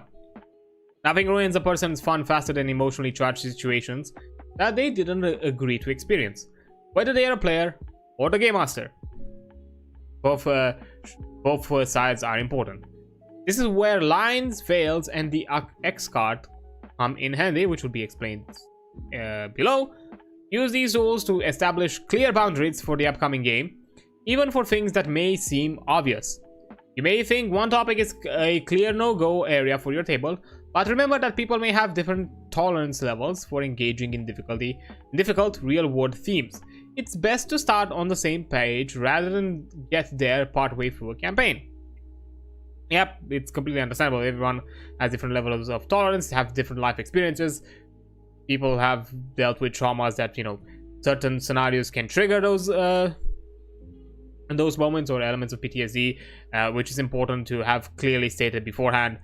So, you know, you can avoid those scenarios, because people should not be put into distress in moments where they, you know, clearly were just hoping for a fun time and nothing else.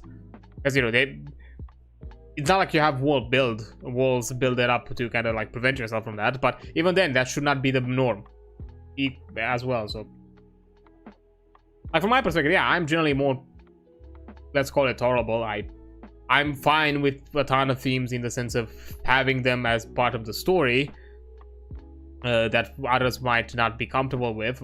In general, I'm mostly okay with everything. You know, there are certain elements of, you know, moral boundaries that I also don't want to experience, but I think there are probably some of the more general ones, but I still make them clear. No matter what, I still make them clear that let's not have these be themes into our games. That's quite obvious. Even if it may feel obvious, I still make them clear.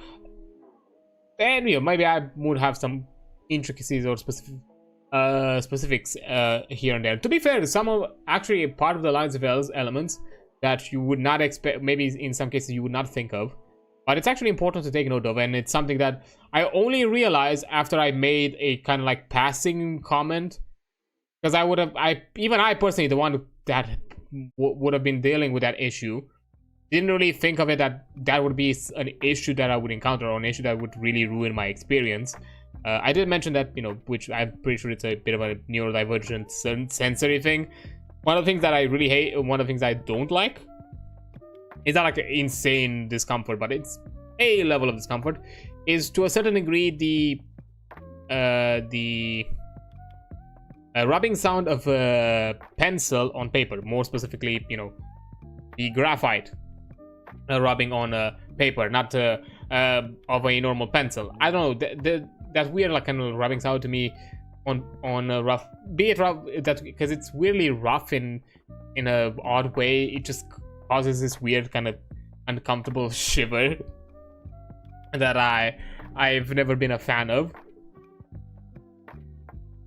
But, you know, I just mentioned it, I forgot at a discussion in passing, and the game master was like, oh, okay, I'll make a note of that, and I'll make sure that, you know, so whenever I put any sounds on for atmosphere, or to kind of, you know, enhance the scenario, the scene, I'll make sure to avoid these sounds.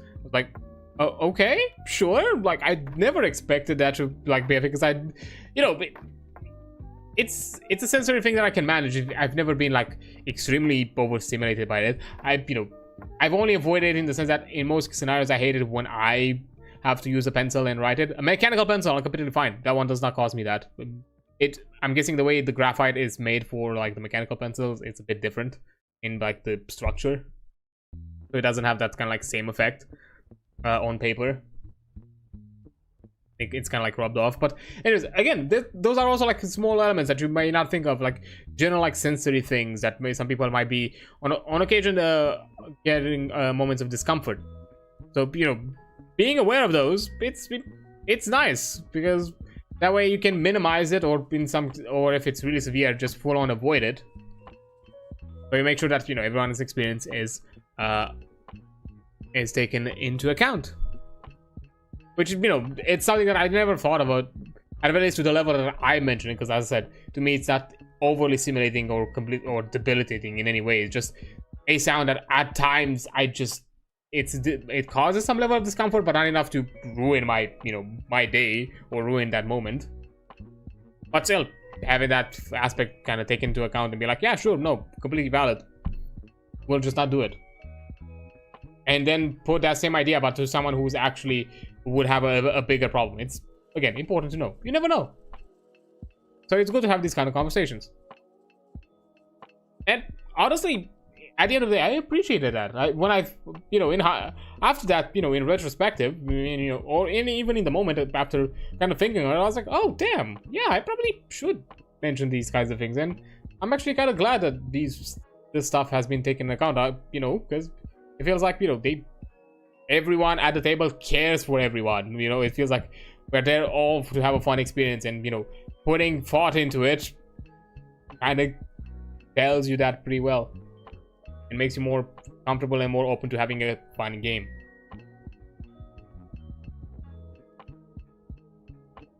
So,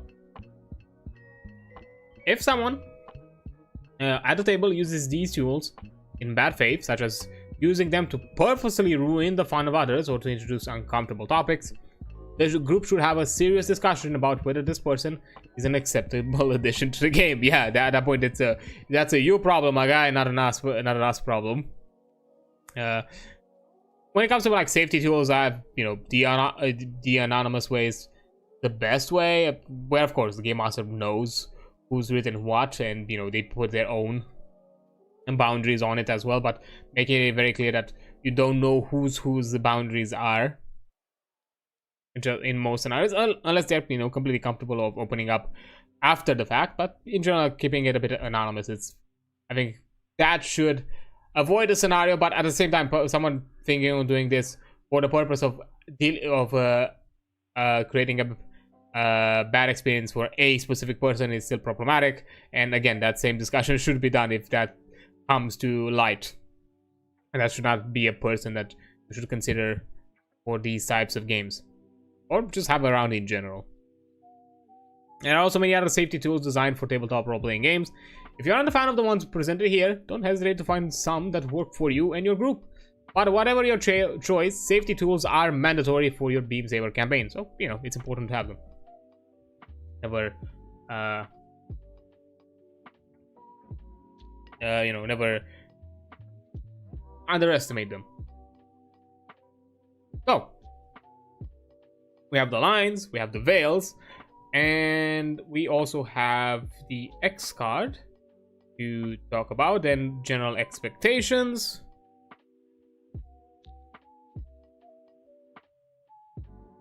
Character and squad. I think the same section.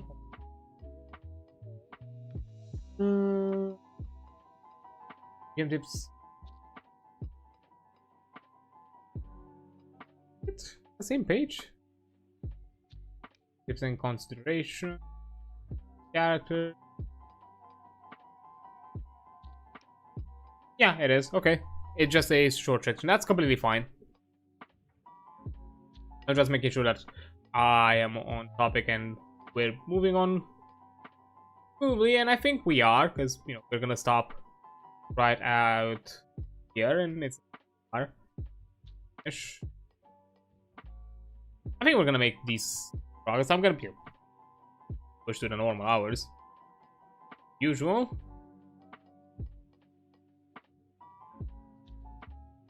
Yeah, I think we're fine. Okay, let me put myself back to 0. There we go. Yeah, we still have lines of veils and other elements of safety tools to talk about, but first I will be taking a quick break, as an ad is about to come up in a few minutes or so. So I will return once the ad runs through. Yeah, I'll see you in a few minutes.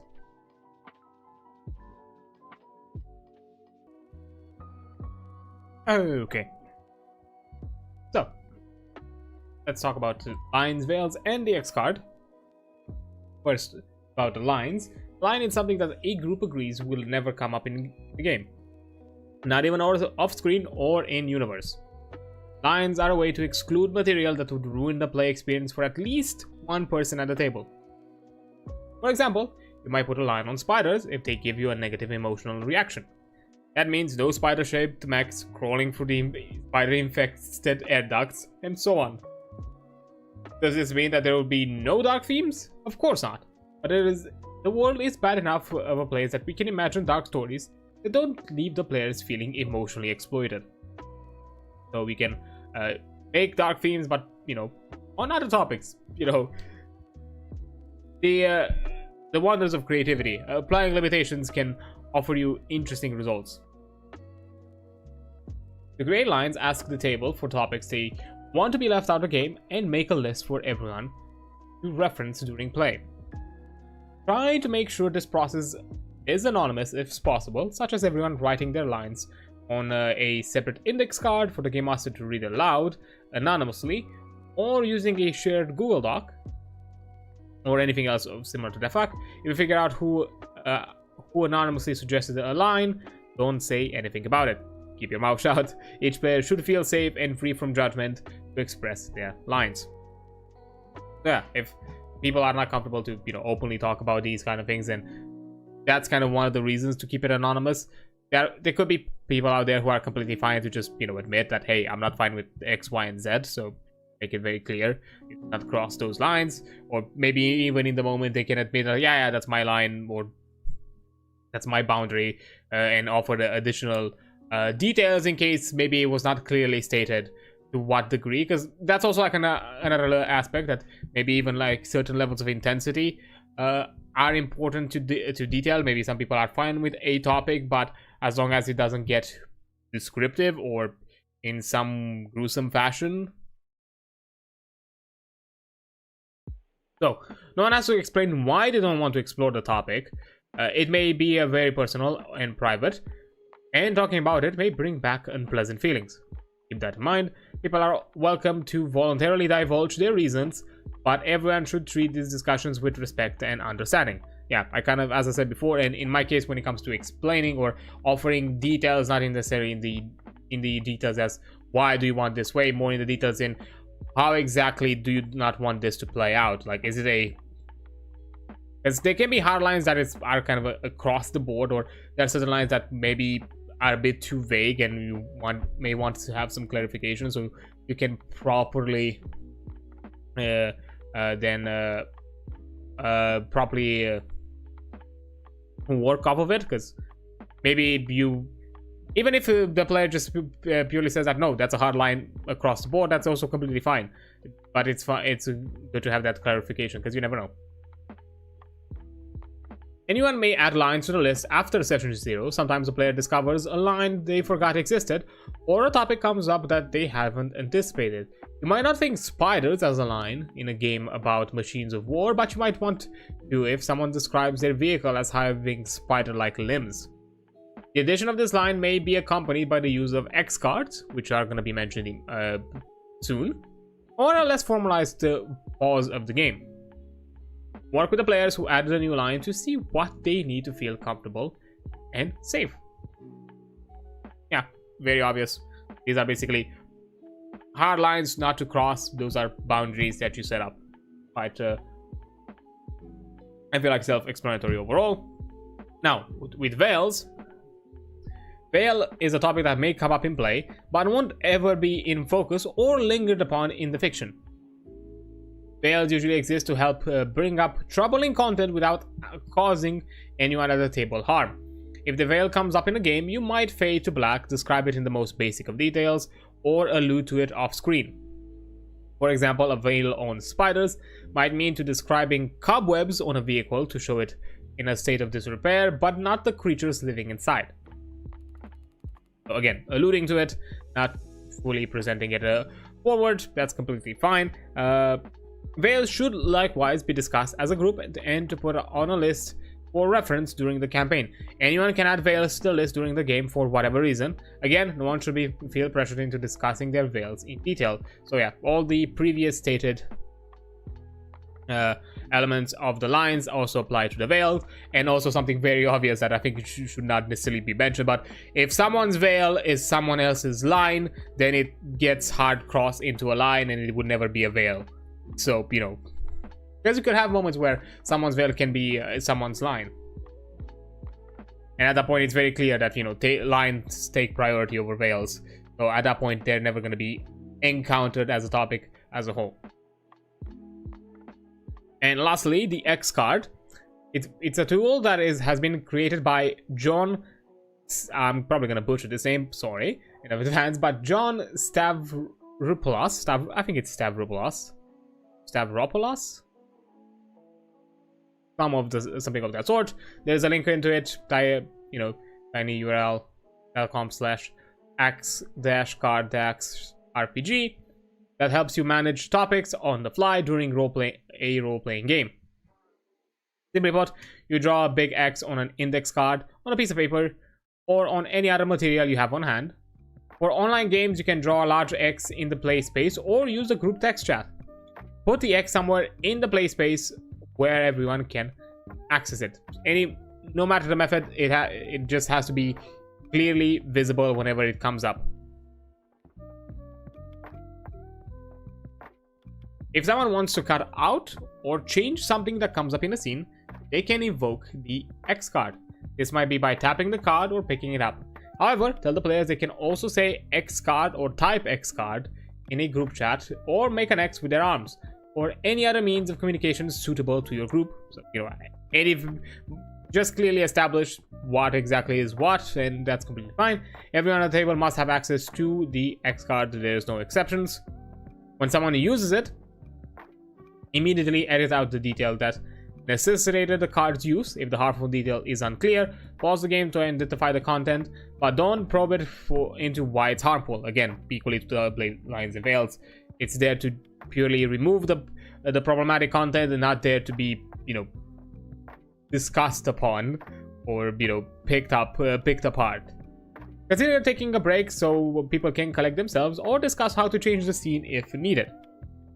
Add the harmful details to your lines and veils if it is also needed, so everyone knows how to handle the topic in the future. You may not need to if it's a temporarily sensitive topic, such as a person who recently ate hearing about eating something gross. So, you know, they can also be scenarios, but maybe someone is feeling a bit ill, and certain descriptive content in those not fully, you know, up to not fully 100% state can cause that problem. So that's also completely fine. Above all, remember that everyone's well-being is more important in the game. Don't hold it against someone if they're okay with a topic now and then later decide to X-card the topic. Additionally, these tools create a space for conversation to whatever people are comfortable. They don't replace the conversation. If a person would rather speak against a topic's use in the game, that should be respected. It's okay if someone wants to leave the campaign because they're not having fun. That also includes the game master. You should not feel like you're, you know, taken hostage by the players. Talk with a person first to see if you can make changes to increase their fun, but if they're done, don't push it. Likewise, it's not the game master's job to make other people have fun. So protect your well-being too. Either way, player leaving may end the campaign, and that's also okay. You can always start another. So yeah, that's completely fine. Sometimes, you know, something is a bust, something doesn't come out as expected. You learn from it. If it's an issue that has, if the problem was also caused by something that was maybe mismanaged or not approached in the right way, or accordingly or appropriately, you learn from that. And for your next campaign, you already have it ready to be addressed, so you don't have to encounter that problem again and not get yourself into the same scenario.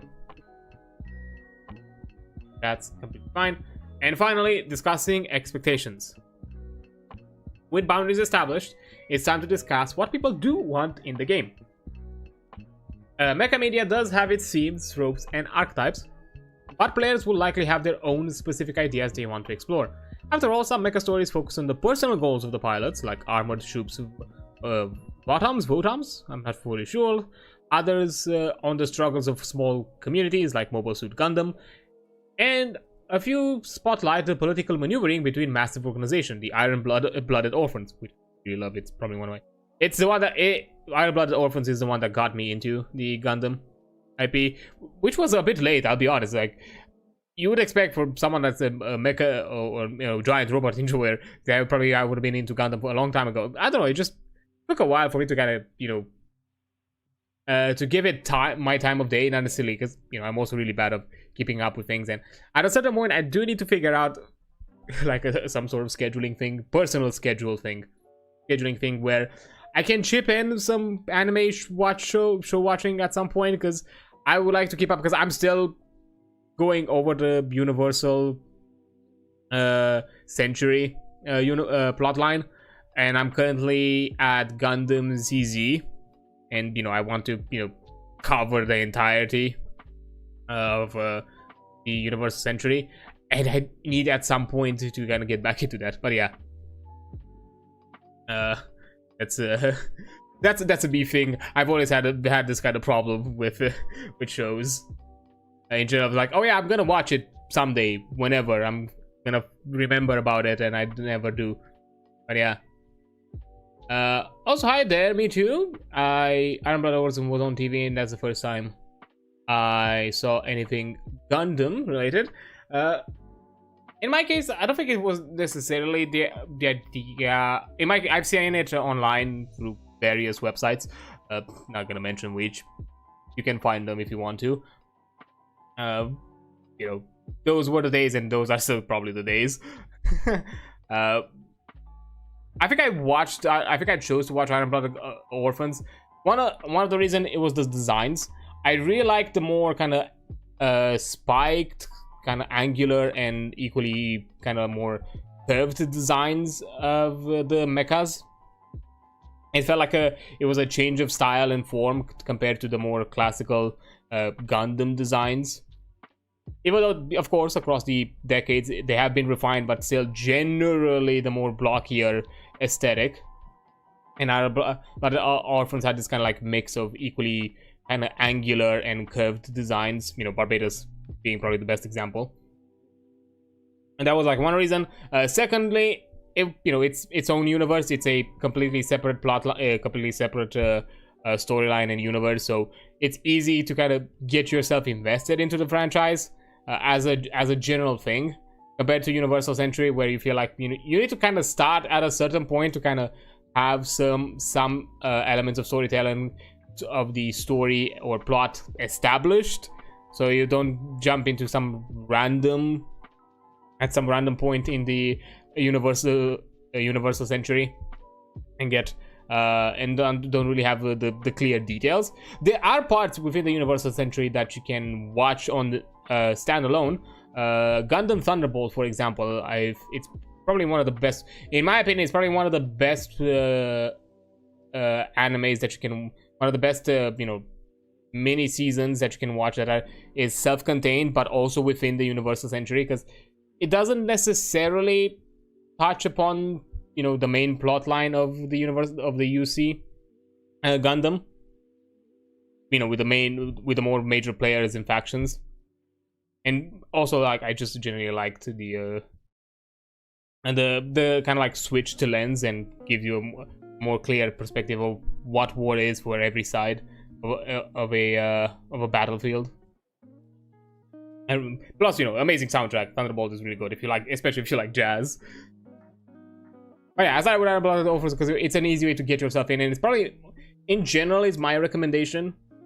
It's either you start with something that is standalone, so you don't have to go through a ton of like pre-established shows to kind of get yourself to the point of what you want to watch and have all the information given to you, or if you want to watch something within a main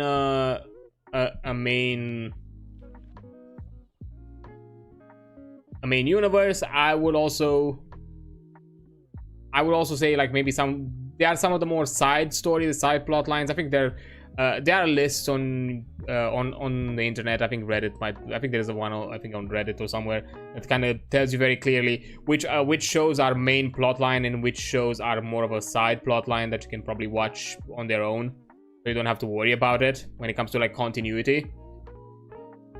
And this is my personal recommendation. I've discussed with other people within the Gundam franchise, or that are Gundam enjoyers. But at the very least, this is how I'm watching it personally. The main timeline. I'm watching it in universe chronological order, mostly because you get a variety of productions and decades.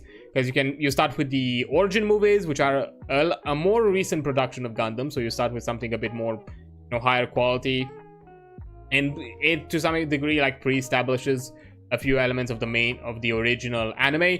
Then you jump into the anime, which in my opinion, this is my I feel like it's the roughest one to probably start with. I would not recommend starting with the original Gundam, because it's an anime made in the late 70s and it's showing its age. Animation quality, general voice acting, elements of story here and there are a bit rough. In general, it's fine, but it's show its age heavily, and I feel like it's a really rough to get into Gundam with that as your starting point. A lot of people who know the UC's timeline better have said that the origin movies do a bit of retcon that would then conflict with some of the follow-ups if you do follow that chronological order. I've been mostly fine with it. I don't think I've had much of an issue. But you have that warning that the origin movies do have some slight retcons and changes in some elements of the narrative later down the line that would probably have a conflict within it. But I personally prefer the chronological order because you have a variety of decades of production. So it keeps it fresh. You don't have to constantly jump from the oldest and keep yourself with the oldest for the longest of time and then get to them probably more better, well produced shows.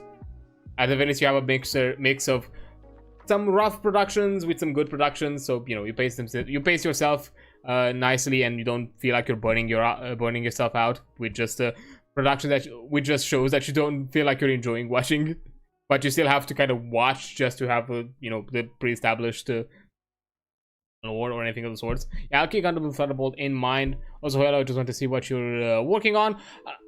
I'm not working on, not necessarily. I'm covering the beamsaber system tabletop book. I'm just basically reading over it. We're going through the Game Master section. If you do not know what Beamsaber is quite obviously seeing that we are on the mecha topic. It's a mecha tabletop RPG and mecha inspired. Designed under the Forge in the Dark system, or basically the Blades in the Dark. If you're familiar with that game system, it functions onto those. It uses those game mechanics and game principles in general, which are more narrative and story forward than necessarily combat to the level I would say how combat is in D&D or Pathfinder or anything that's there, where everything is hyper customized and hyper specific and full of abilities, tricks, move sets, and all sorts of things of that nature. It's more about establishing a scene, detailing the action that you want to do and what is the outcome that you want to achieve, and then you basically negotiate with the game master and how exactly, based on the scenario and general modifiers present in the moment, how exactly that's gonna pan out. If you still want to move forward with that action, and then based on that do a singular roll. So basically the entire narrative progression is centralized within one roll. It's not like a sequence of rolls, like you're rolling to hit, then you're rolling for damage, then rolling for whatever other conditional things might happen in the meantime. It's in most scenarios it's just a singular roll to determine a beat of the story that you're going towards. And yeah, right now we're going through the Game Master section, our chapter. We are close to finalizing the Session 0 coverage and just passed through the safety tools section. And now we're in the part of discussing expectations and what exactly, and what themes and what concepts, tropes, and archetypes you should encounter within your game. So you have them pre-established before you start the campaign, so everybody is on the same page and knows what type of storyline you are going for, what type of story or game you are running as a group. Because as mentioned here, Obasu Gundam can be more about the struggles of small communities. Iron-Blooded Orphans, it's more about also the political maneuverings of larger organizations. In some cases, it could be focused more about achieving the goals of the pilots that can outshine or be beyond the whatever the war is required of them, or be outside of the war themselves, like how it was mentioned here, armored trooper Votams, and so many other tropes or styles. And you definitely 100% can take inspiration in other sci-fi and mecha IPs and stories and shows that are out there. Anyways, Gundam tangent aside, so to kind of keep back ourselves on track, the best Beamsaber campaigns start with an agreement on what themes will bring out in the game. If you don't, you'll likely see players pull the story in conflicting directions that weaken the campaign, which in turn may cause problems for you and other players. So it's easy to kind of like simplify it. If you're playing a pirate game, but all of a sudden some people decide to be a ninja or some sort of assassin, you're kind of no longer into the theme, and you're kind of like trying to kind of like patchwork that concept post the session starting is rough, and it can undermine both what the player wanted, which was the assassin, and both what the other players were expecting, which was the pirate game. At that point, it becomes convoluted. So it's good to have established themes and ideas and concepts before everyone jumps into making a character and deciding what sort of stories they want to tell. Now, how long?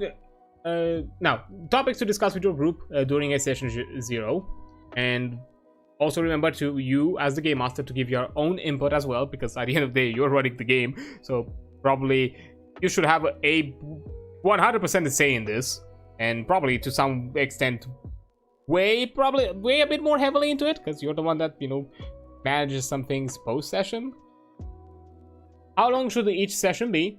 Some people are comfortable with playing 3 hours or so, while others are happy to playing for 8 hours plus breaks. I've had sessions where I played for 12. Don't ask. Those were different times. I could probably still have the stamina for it, but I don't think I would not necessarily recommend it. It gets fuzzy after a while. I had fun with those, 12-hour sessions, but I don't feel it's not something I would personally recommend. 8 hours, even that one feels a bit like a stretch. I feel like maybe 5-ish hours is a good in-between number, between like 3 or 8. Because I can understand equally that, sometimes 3 hours feels like you have barely gotten a taster of stuff that you wanted to do in the sessions, while for others can be just enough. It's all about pacing and how you decide to move the story along with your group. But anyhow, how many sessions would everyone like to play in the campaign? It's common to play a single session, also known as the one-shot, when trying a new game, but some people would like to have a campaign without an expected endpoint. So again, pre-establish that as well. When can people schedule sessions? Some people work 9 to 5 jobs, and some online players are in different time zones. Oh, believe me, being the token European, I'm struggling with that at times with some of my groups. Although we were able to find like a time comfortable for almost everyone participating. I still feel sorry for Marie. She was such a trooper for some of those final sessions, being on Aussie time zones and having to be an early morning riser, like a really early morning riser for those sessions, just an EP state. Then, what are some media touchstones that inspire everyone? These can help clarify what tone each person wants to experience. So, for those who don't know, media touchstones, that basically means what IPs, shows, franchises, story types, pre-established stories are kind of a point of inspiration and a point of where you want to draw thematics on, and so that way everyone has kind of like a foundational idea of what to expect and what to see of. And it's also can be a fun project or a fun kind of homework, let's call it, for the rest of the group to be like, hey, I've not seen that, maybe I should look into it, if that's something that you want to touch upon, so I can have a better understanding of it, can better assist you into telling that story. Then, is the game about the pilots or the squad? Choosing a focus helps gauge the table's interest in the roster changes. Are men removing pilots from game, either temporarily or permanently? A squad-focused game implies more roster changes should a pilot die, retire, or go AWOL, or any other situation that requires a player to change characters. Those stories will likely touch upon changing group dynamics, loss, and feeling expendable. Whereas pilot-focused games focus more on the long-term relationship between pilots and as they struggle through the war together. Losing a pilot is a big blow to the squad. Like, it can still happen, but it's more impactful in those moments than if it were to have a more squad-focused storyline where definitely the theme is the interchangeable. I'm guessing kind of in a way, think of it like Helldivers versus Halo in general, or like Mass Effect. Yeah, let's put Helldivers versus Mass Effect. When it comes to like the general side, Helldivers, where you're just you're an expendable soldier out there fighting someone else's war and someone else's interest, and without any care of your own input. While Mass Effect, it's more about the interpersonal relationships of everyone within the crew, and all working kind of together to the same goal. I'm not gonna go too in detail with Mass Effect, because I'll be honest, I might be talking out of my ass. I've not played anything within the franchise. I think I tried at some point, I think, a demo of Mass Effect 3 way back in the day. There was a point where there was something I didn't understand about the controls, and I just got confused and I just dropped it, basically. Anyways, then how politically complex should it be? That's going to be more in detail at a separate chapter. What factions and squads do people want to see? Focus on 3 or 4 squads at the start, whether choosing from the examples or creating them from scratch. How large of an area should the campaign cover? Consider whether the campaign focuses on a national, planetary, or galaxy-side scale for the conflict.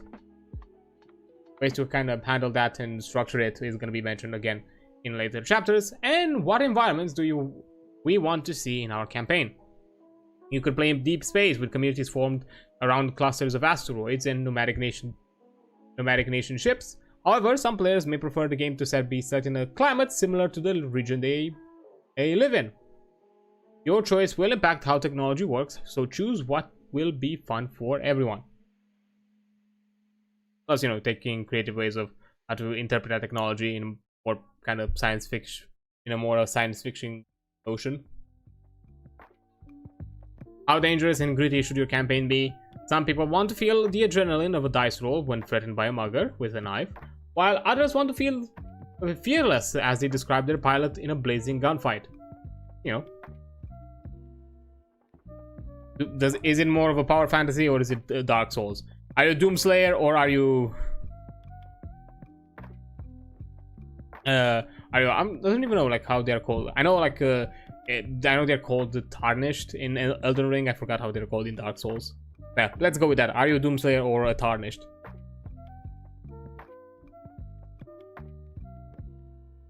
Or anything in between, of course. How combat focus should we be? Some people want to fight their way in and out of every problem, while others would prefer to talk or sneak. Some may want to avoid combat entirely by having the game focus on encounters that aren't really life and death, such as vehicle-based sports. That's neat. That's a cool way to do it. And turning it into a sport can, in a way, gladiatorial, we could call it, I guess. That'd be neat. How frequently should the pilots face conflicts outside of their vehicles?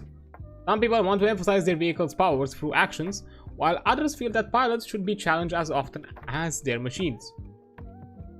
And lastly, what technologies do we want to see in the game? AR is part of a Beamsaber's core setting, but players might have no interest in exploring its impact and would consider rather focus on cybernetic augmentations. Again, you can... I'm guessing the game or the system might give you some tools, offer you some sort of tools to take that into consideration, but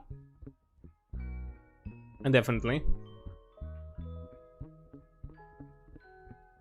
interesting. But yeah, a general idea of the overall questions that you should look into.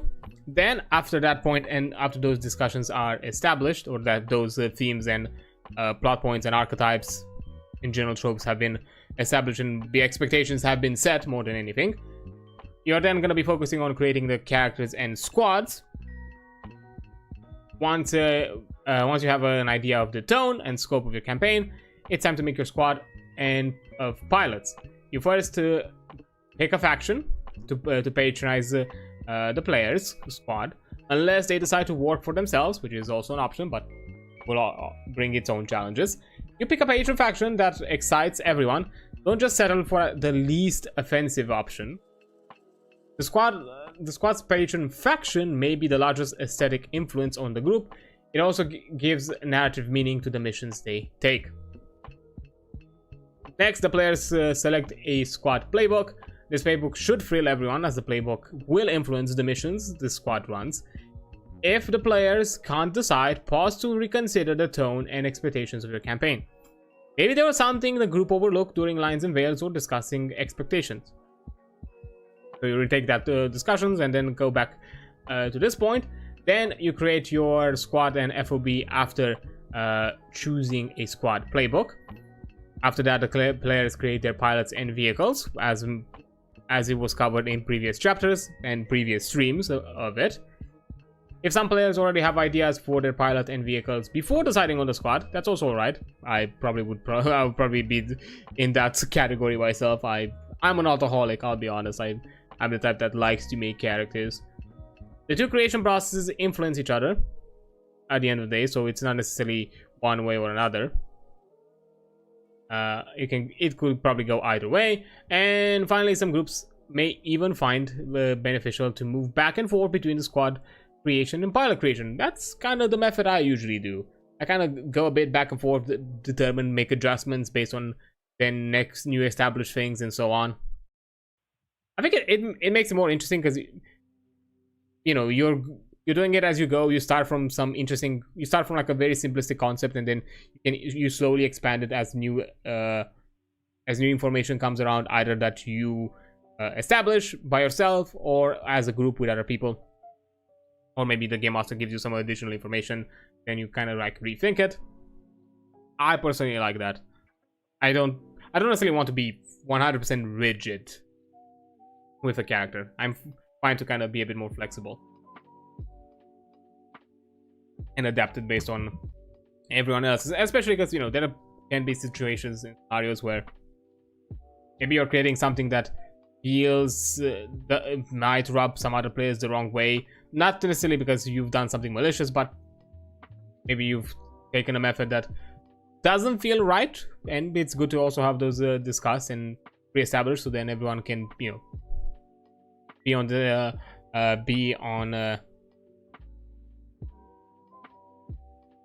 same page and so on. Yeah. Also, a pilot's history, tragedy, and opening help establish setting details through the character's lived experience.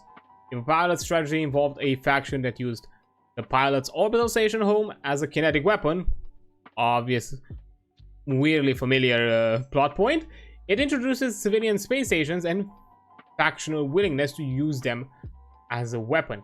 In fact, every decision from here on out colors the NPC squads, their patron faction's focus, and other interpersonal squad and faction dynamics.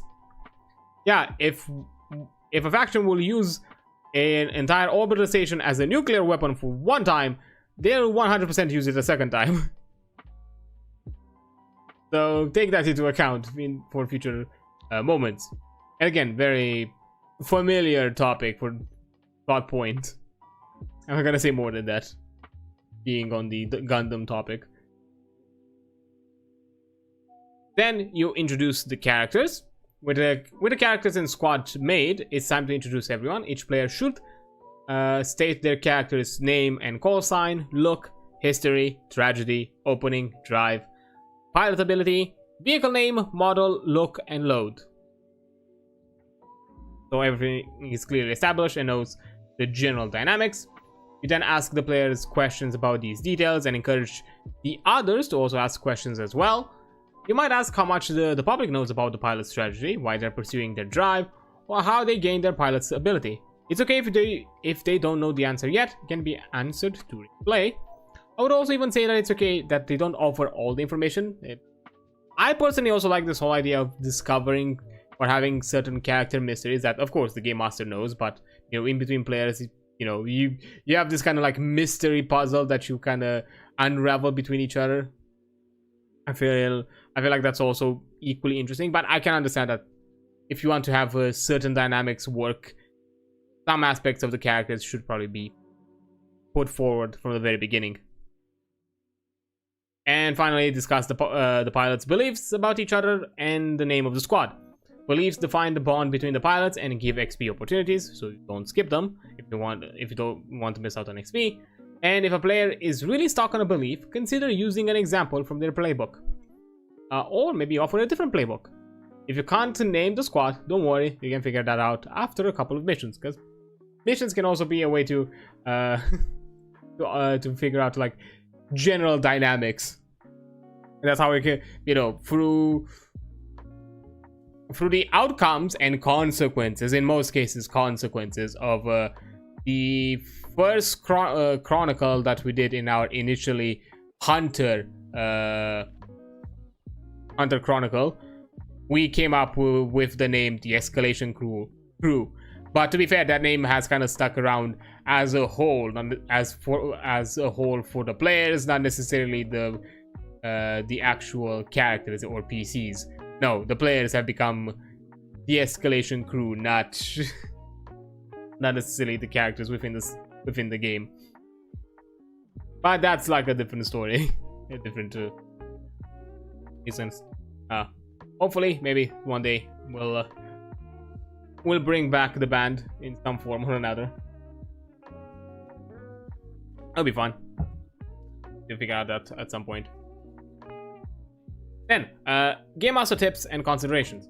What follows is advice from the game's creators to help Game Master facilitate the best possible Beam Saber experience. So, important to take note of, being from the actual creators.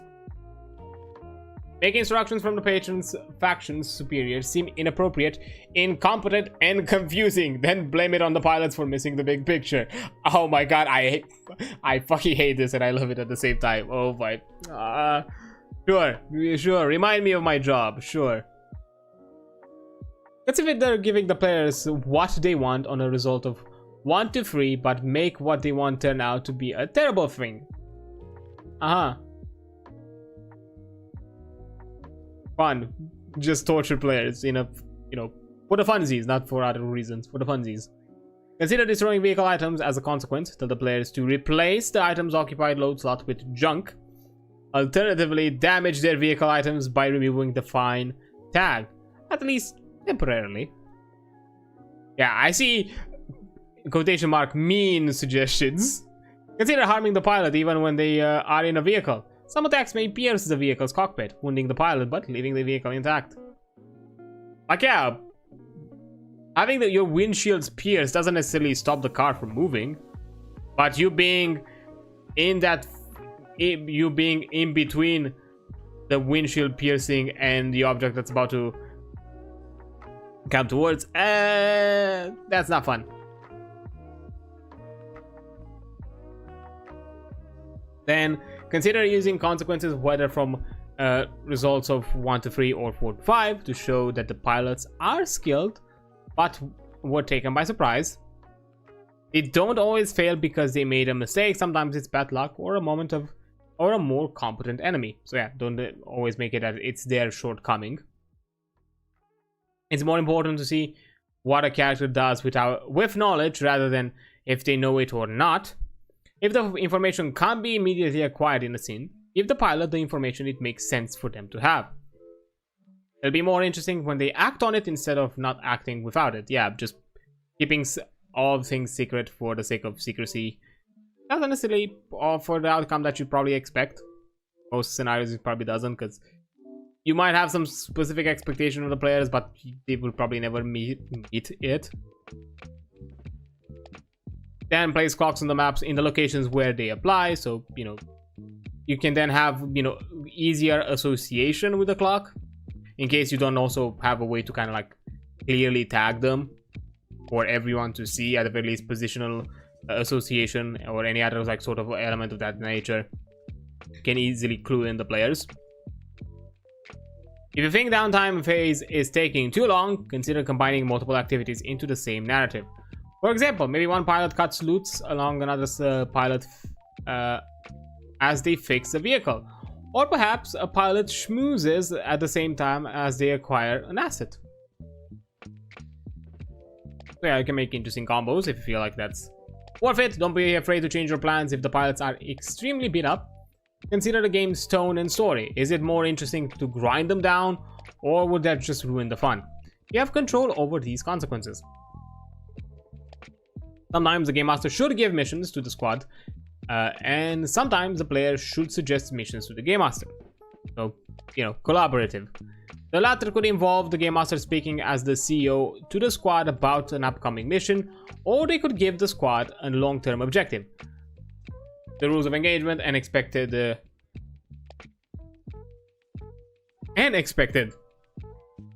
squad to figure out an approach. Think like Star Trek TOS. I'm not sure, ongoing 5-year mission. I'm not sure exactly TOS what is. I'm not a Trekkie, so I'm not sure what that acronym is for, fortunately, so I have no idea. Apologies for the Trekkies out there. It might also be a matter of the pilots acting without direct approval from their superior, which can also create its own interesting story beats.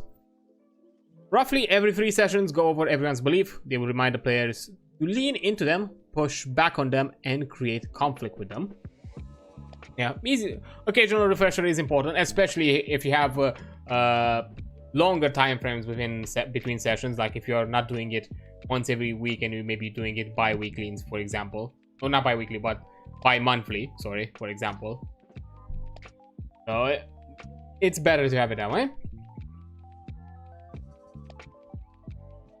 There may be times when the squad won't receive a supply roll after the mission. However, you must tell the squad they won't get one before they accept it. The players can negotiate with the Game Master, and pilots can make rolls to sweeten the situation.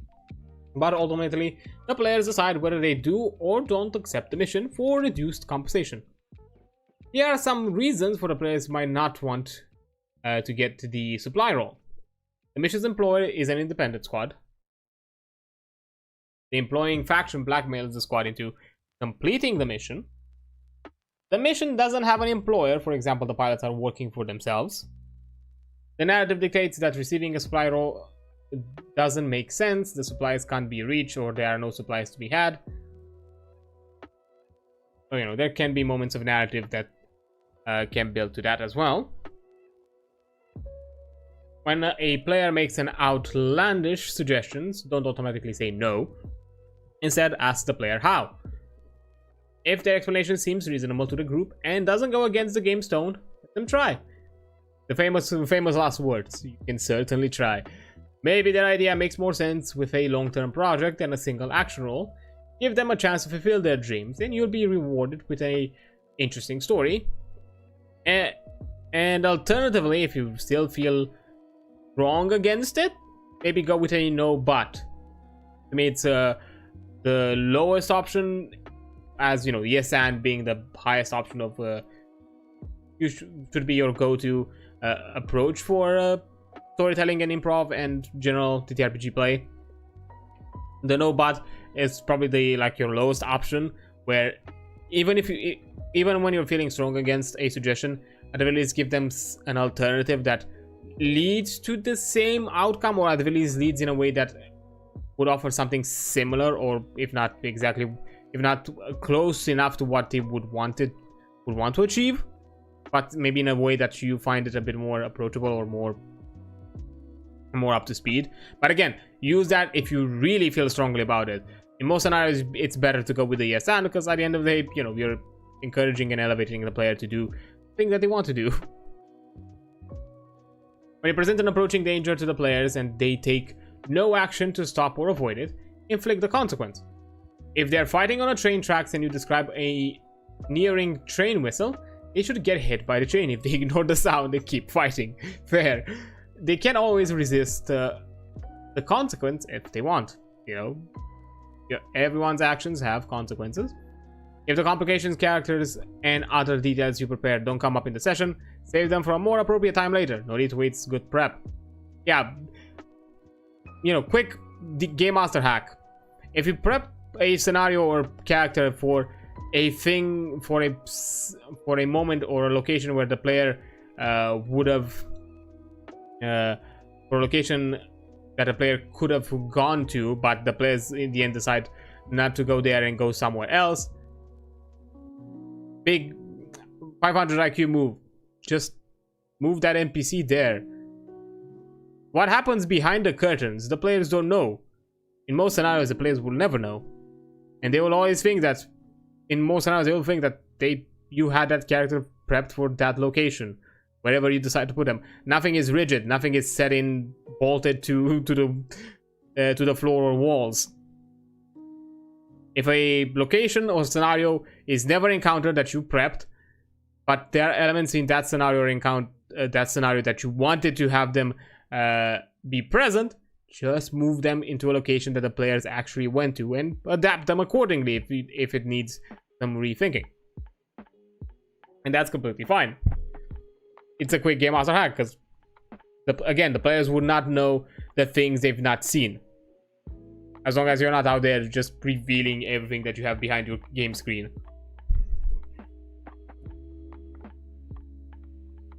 Then, be generous with giving drive ticks to players, as drives fuel the character's arc. If a pilot gets one tick every mission, it will take a whopping 8 missions to save enough drive clocks to change a person's life. If you don't like how fast your players are accumulating those ticks, you can control how effective the drive is by negotiating the scale of change and circumstance. Oh, yeah, again, you can find ways, just don't necessarily feel like you have to minimize reward. Instead, maybe just figure out how impactful that reward is instead. Because removing incentives for players to engage with certain scenarios or scenes or elements of the narrative or play means that they will less likely interact with it, the less they will get out of it, be it mechanically or even story-wise. If you can't think of a consequence for an action roll, you can ask the players to suggest one. Alternatively, use the consequence of a collateral die then that the acting player declined. If you come across a rules issue that doesn't appear to be covered in the book, ask everyone playing what they think should happen. Getting the players' input will increase approval of the outcome. Just make sure everyone agrees to abide by the rule before going through with it. And, you know, also make a clear discussion of if this is going to be this is going to set a precedent, or this is something that was decided in the moment but it's going to be later clarified post session in between, before the next, up until the next session comes up, because that's also completely fine, especially in more rules heavy, more mechanically heavy games. That's completely, I would say that that's a completely fine method of something has not been covered or you're not fully in the know how exactly it should be approached. It would be too much work and would break the pacing or pause the game for too long to look into it in the moment. So you just decide with the rest of the group of, let's make a unified decision in the moment on how to act upon that, but do not set it as the precedent. This is just a special case scenario where we are not aware of it. Then make it very clear that post game you're gonna look into that ruling, figure out what the actual method how actually it should have gone through, and make a note of it to now have it clearly written, especially if it's something that you'll expect to encounter again again or more frequently from that point onwards, and make it clear to the rest of the group, like, hey, this is how it should have it should have happened. So from this point onwards, this is how it's going to happen. That was a special case scenario, and it's not gonna happen again. This is gonna be now the pre-established method of doing this. Make that clear. Make it a note somewhere, so whenever you re-encounter that scenario, you can go back to it and immediately have it referenced. Then have NPCs ask a pilot about their squad mates, what kind of person their squad mate is, why they're in a bad mood, how their relationship is going. It will encourage players to express the squad's dynamics, which may be worth XP at the end of the session, and also helps develop the characters' personalities. And questions for the game masters to ask players in most scenarios. Have you done this before? Are you okay with this? Is that true? And so on. In general, good suggestions overall. Some of them I'll be fair, I mean, in a fun sort of mean. I'm saying it in a very lighthearted kind of way. Some of them, especially some of the first pointers, immediately I kind of like clocked the vibe. Oh yeah, you're just here to be like, you know, don't feel bad that, you know, sometimes you enjoy giving the players a hard time, but, you know, for the sake of everyone having a bit of fun, like you know you're grilling them, but not necessarily throwing them into the fucking ringer or grinder, and that's completely fine. So don't feel ashamed at times to just give them the short end of the stick, especially if it makes sense and it isn't something that comes out of nowhere. But that covers general aspects of prepping and setting up expectations for for the upcoming sessions in games. Now we're gonna go to the next chapter, which is how to prepare a campaign. But before we do any of that, I'm gonna take a quick little break, as an ad break is gonna come up in a few seconds, and I will return once the ad break is over. Yeah, I'll see you in a bit.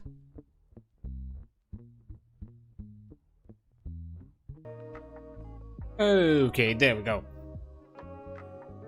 Now back to it. So we are towards the end of today's topics. We still have leftover how to create a campaign, and equally how to end it. And that's where I'll structure it, leave everything, just focusing on the general macro for today. And next week we're gonna have a few other chapters to look into, so but that we'll discuss after the fact. So how to create a campaign. Now that the session 0 is done, the squad is set up their FOB. I forgot exactly the exact acronym name for it, but it's basically your base of operation.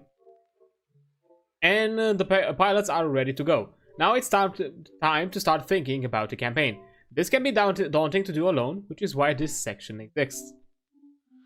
If you start feeling overwhelmed, think about these tips. Remember the session 0. Your players shared what excites them, so draw from that energy. For example, the players want to focus on a single city. You won't be focusing on space or sea travel. So, set your limitations. That's the good starting point. Ask your players questions whenever you need answers. If session 0 didn't give you the details you need, just ask your players. Consider which player's pilots would be the expert on the topic and ask them. If you need to know more about how the Evangelion military organizes itself, consider asking a player whose pilot is Evangelion, or a player using the officer playbook. So you also get some player input and perspective, and they feel like they put they had an influence into the game as a whole beyond just their character. Fun. Use the examples offered in these books. Whether you want to use them entirely or as a jumping off point, you can get a lot of value from the setting details in these books, for example, and you can insert the broken bank into any urban area that needs a ruined section. That's probably most likely mentioned in the general game setting chapter, which I'm not going to cover. That's something for you to look into. Then you think on the campaign scale. An important consideration when planning a campaign as a group is the desired scale of the narrative. Impactful stories happen across the vastness of space, like Mobile Suit Gundam, several regions, like the Mobile Suit Gundam 8th MS team, which is also a really good one if you want a self-contained micro story within Gundam as well, which is also part of the UC timeline, similarly to Thunderbolt, and the districts of a single city. Mobile Suit Gundam 0080 War in the Pocket, also another good one if you want something that can be self-contained. Some have multiple factions vying for power. Friends at the Table Season 2 Counter/Wait, this one I am not familiar with. And some have only a single faction that the protagonists struggle against, Mad Max Fury Road. What scales really determines in a campaign is the complexity, not the quality of its narrative. So yeah, the more depth you add to it, the more compelling and more immersive the story is. Not necessarily, it doesn't have to have some insane overarching plots or in full of all sorts of elements of intrigue. As long as every player feels like they have a stake in it and it's not completely surface level, that's more than enough.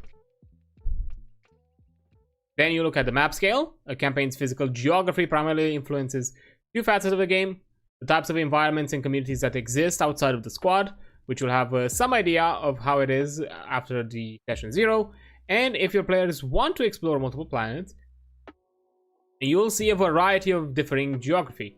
The planets, animals, vistas, natural dangers, and technology may change widely from a mission to mission. Pilots won't know exactly how to prepare and might find their vehicle caught off guard by a planet's unique defenses. But also, on the other hand, campaigns focus on smaller areas will pay more attention to city-scale conflicts and local politics, rather than space-wide politics. It's reasonable for NPCs outside of the squad to make an appearance or be sought out by pilots. The characters that appear multiple times will become fleshed out through their interactions with the pilots. In turn, they'll flesh out the communities they are from, both their culture and social circles. The campaign's map too will become more fleshed out with time as places are revisited or talked about. Of course, staying in the same place means that the view outside of the window doesn't change very much. But you can also make reasons to, make that small map basically be bigger. Like maybe instead of having a reoccurring reoccurring city or region, maybe you can have multiple regions that are somehow interconnected but at different in different vast locations that you kind of constantly web in between. So that's also like another way of having a bit of variety. And maybe even some of those locations cannot necessarily be stationary. You could have something like some sort of like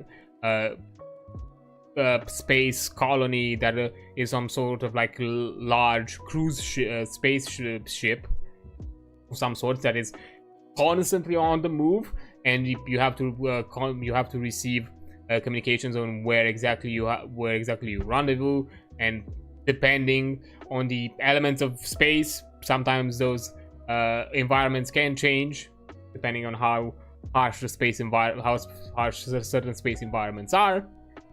You can have ways to kind of add variety but still keep some elements reoccurring. Now, is it better to have a planet hopping campaign with many strange horizons or a one single city? Your campaign will likely see a mix of the two, but it's okay if your group skews more towards space over land and vice versa. It likely shifts over the campaign's duration. So yeah, of course, after a while, if players will want variety or to diversify their experience. So at some point, one will shift over the other side and vice versa. After having tons of on the land, like even for like a fantasy campaign, for example, after many sessions on the land dungeon exploring, at a certain point, the idea of having a mini kind of seafaring arc of pirating and anything and all that is connected to it might seem more than just a novel idea at that point, and something that could be actually interesting to explore. Now, when starting a campaign, first consider the size of the squad's base of operation or the downtime area. Is it the region the size of a neighborhood, town, county, province, nation, planet, or star system? The region is the smallest mechanical unit of geography,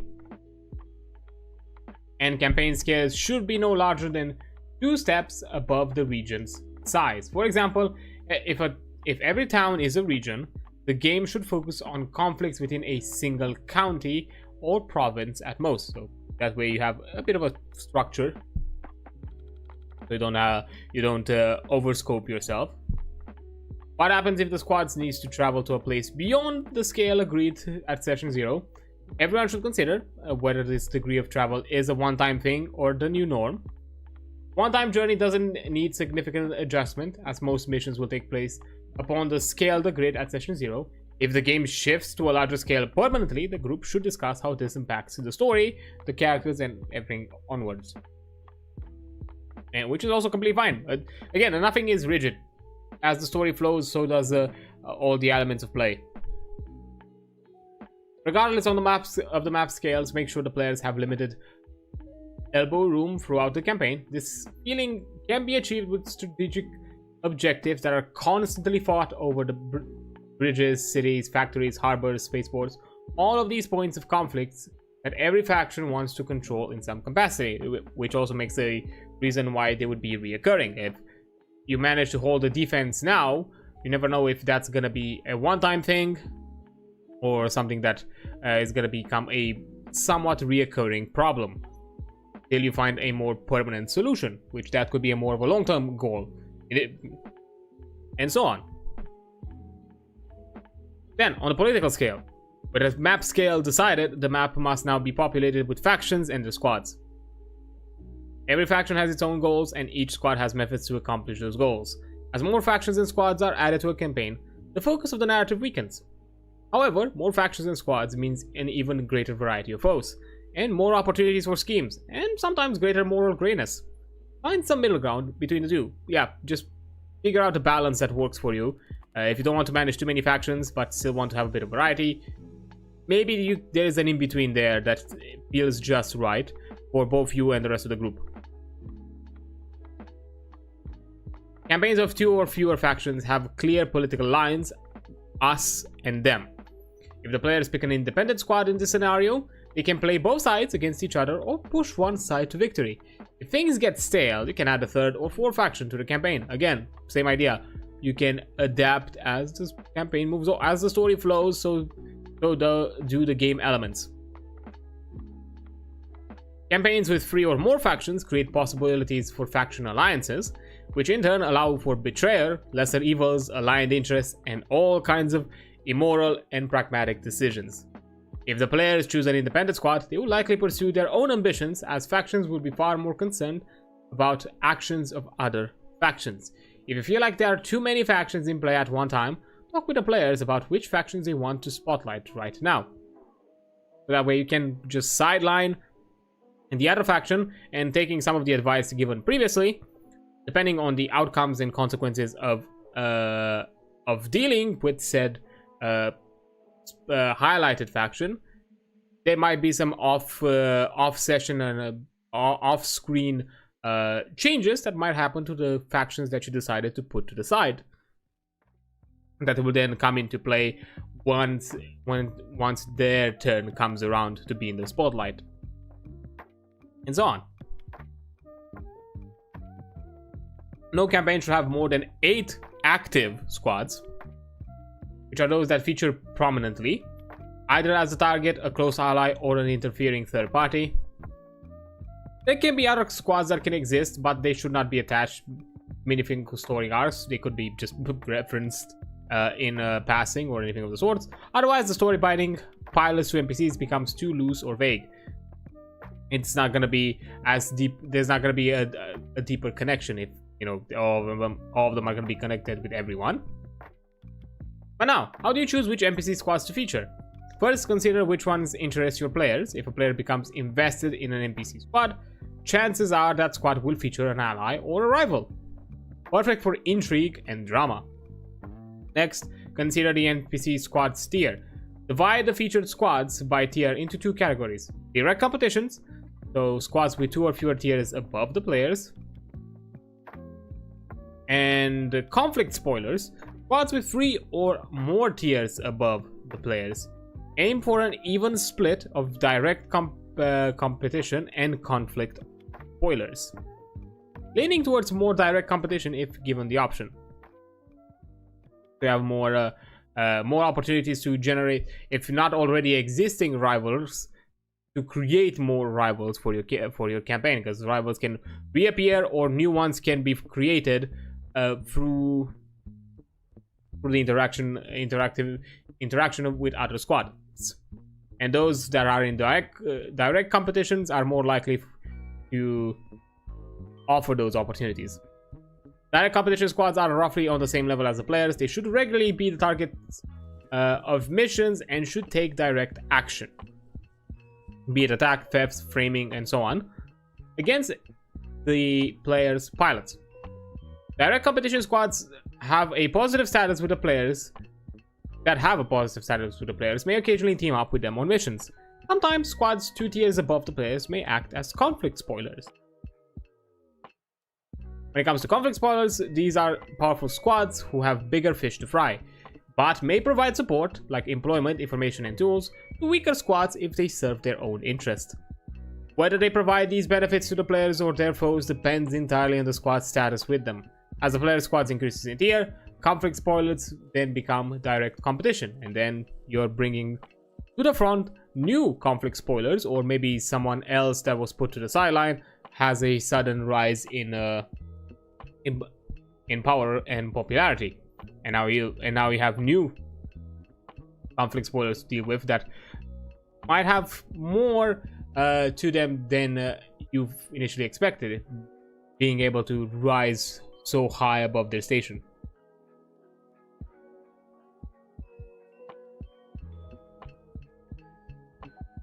But that covers the general aspects of how to create a campaign. Now, the elements of creating a squad and factions, creating squads, regions, preparing missions, effects, app development, craftings, and situations. These elements are gonna be left because these are more micro elements. I'm gonna leave them for another stream. But because we still have a bit of time, technically still more time, and I just don't want to end it here. We can finalize with a later chapter, which I think still focuses on the more general macro aspect. After, you know, you go through all these other things that we just mentioned in the past, before, you know, creating a campaign, creating general stories, and setting up the big components of the campaign. How do you then end it after, you know, so much commitment and so much time put into the story? Because at the end, in the end of the day, all good things must come to an end. Ideally, your group will reach a satisfying narrative conclusion at the time. This section should help you reach that ending. So, when would you end the campaign? Know when it's time to wrap things up. Consider the duration of your campaign first. If your campaign was planned as a second session, then you'll almost certainly end the campaign after that session. If your campaign is a short arc, then you'll likely have a few missions that drive you to a clear endpoint and then stop. If your campaign doesn't have a planned endpoint, use these 3 indicators to know when you should discuss ending the campaign. One of the pilots is 1 scar away from being removed from play. Removing a pilot might break the current narrative arc, so talk about it before it happens. We've actually got to that point with our first Hunter Chronicle, because I kind of mentioned that with certain shifts and changes of my character, I was deciding and realizing that my character's goals and desires no longer in the long term align with the rest of the party and the rest of the group, or the cell, let's call it, the hunter cell, whatever remained of that hunter cell. And I wanted to be, and at the time I kind of like talked about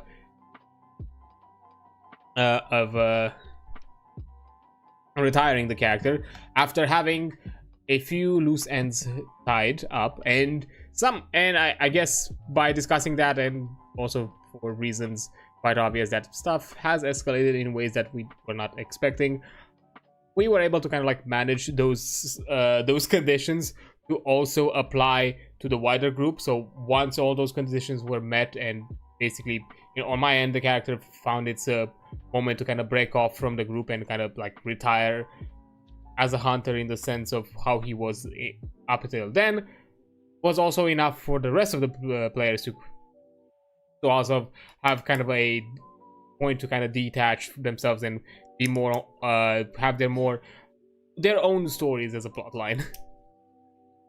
So we were able to like manage that out to be kind of the end point for everyone else. I was not even asking to actually be that end campaign. I just made it very clear to both the player, both the game master, and also the rest of the players that, hey, I'm thinking of retiring this character. I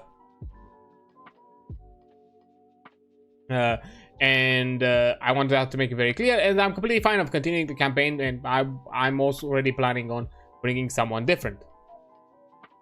I've always wondered about retiring a character, introducing a new character later, like changing the group dynamics and gameplay. Well, here's the thing. First of all, take into consideration the existing dynamics. You know, you've been there with your group already, but as with a player, so you already know some dynamics. You already know how the group works. You already know kind of what the group's goals are, or what they might be interested in.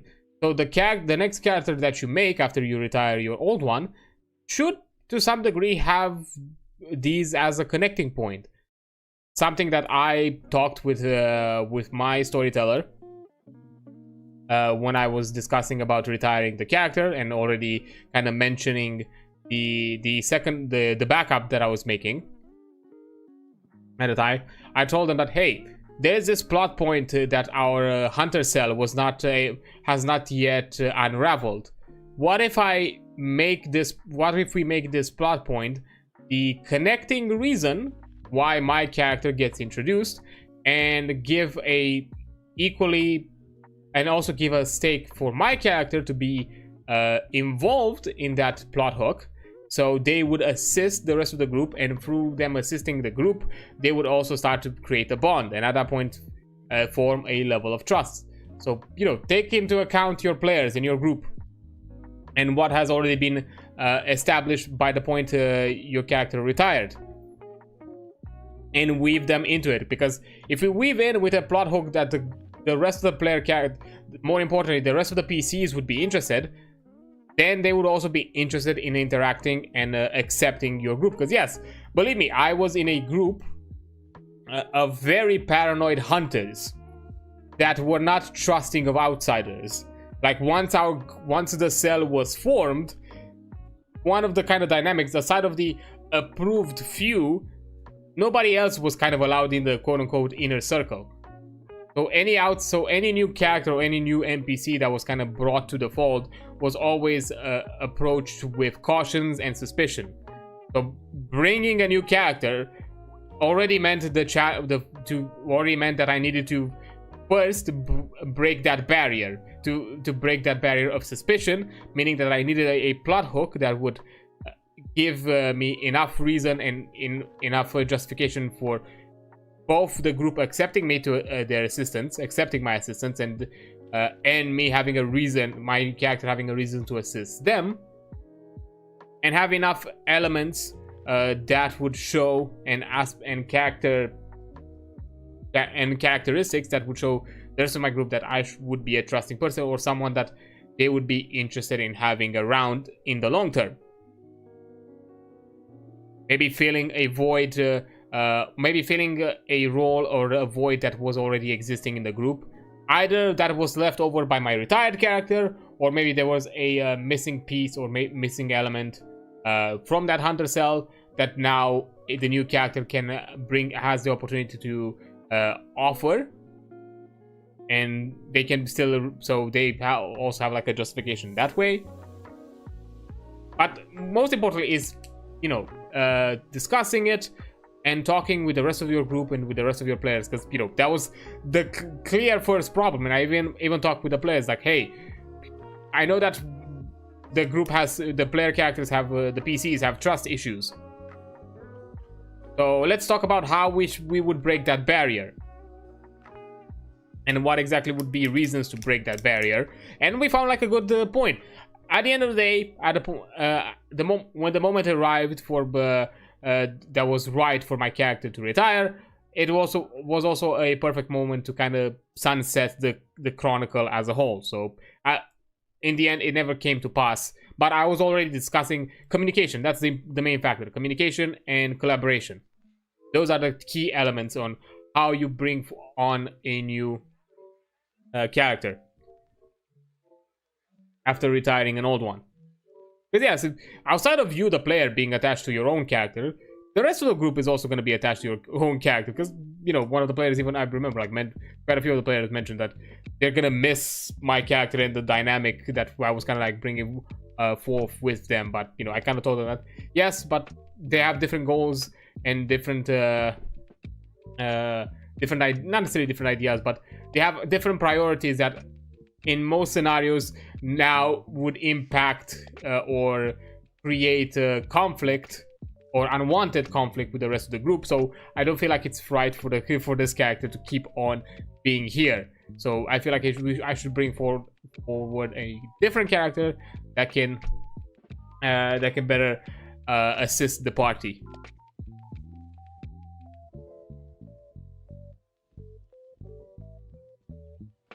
Now, going to the second point. A mission unexpectedly concludes the narrative in a satisfying manner. Ask the group if there are any remaining stories to wrap up. Literally what I just said. After the mission that concluded my character's kind of loose ends, it also kind of concluded the rest. So we decided like, yeah, this is a good point for everyone. Fuck it. Let's end it here. And finally, the group decides the game should end. This might be due to life changes, wanting to play something else, or a desire for new characters. All equally valid reasons. That's also completely fine. That's also like another reason we wanted to end it. Especially the storyteller wanted to kind of shift gears a bit, and things kind of escalated. Hence, we got the Escalation Crew party title. Things got crazy fast, and we both the storyteller and to some extent probably even a few of us wanted to kind of take those reins back and kind of like and kind of chill out a bit, and like no longer have this weird stakes that all of a sudden had just develop beyond anyone's control and get back to having something a bit more grounded. Yeah, that was also equally valid, and I understood that. But yeah, in any case, use the above indicators not as a definitive reason for ending a campaign. Some groups will happily welcome a new pilot when an original one is forced out by scars, while others will want to conclude the current stories. Just make sure that everyone wants to keep playing, as coerced participation in a game is not fun. Yeah, forcing people to continue playing would never bring good results. When possible, discuss the campaign's ending 1 or 2 missions before the final mission. A player can then wrap up lingering narrative threads and unfinished long-term projects. Wrapping up a narrative thread might mean building it to a tipping point and then completing it during the final mission or epilogue. Avoiding leaving stories unfinished, especially when players are invested in them. Yeah, those are the suckiest ones. I have had a few campaigns where things have ended in semi-abrupt ways where I didn't feel like it was enough of a conclusion, or it reached to a satisfying epilogue to me, and those are the roughest one, I'll be honest. Because you have that desire of getting back to that character and getting into those moments, and you just don't have, or you're waiting for the rare opportunity that maybe you'll find a campaign that might cover similar themes or similar ideas to the one where that character was initially part of, and maybe bring them back again. Because I have a few characters like that where I've said in the past that if I ever get into the opportunity of being into a campaign where themes similar to the ones in the campaign that character was a part of are present, I will recreate that character for that campaign, for that new campaign, for the opportunity of concluding those plot points.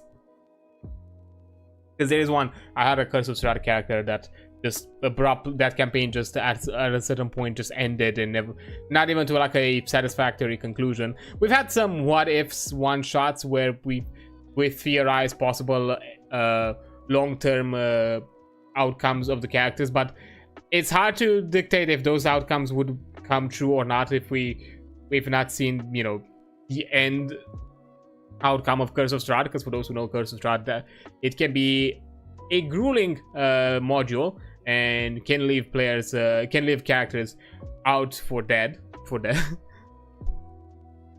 And I've had, with that character, I had quite a few close encounters of just basically just having it turn to dust. Basically, I've had a few close encounters with them. It was rough.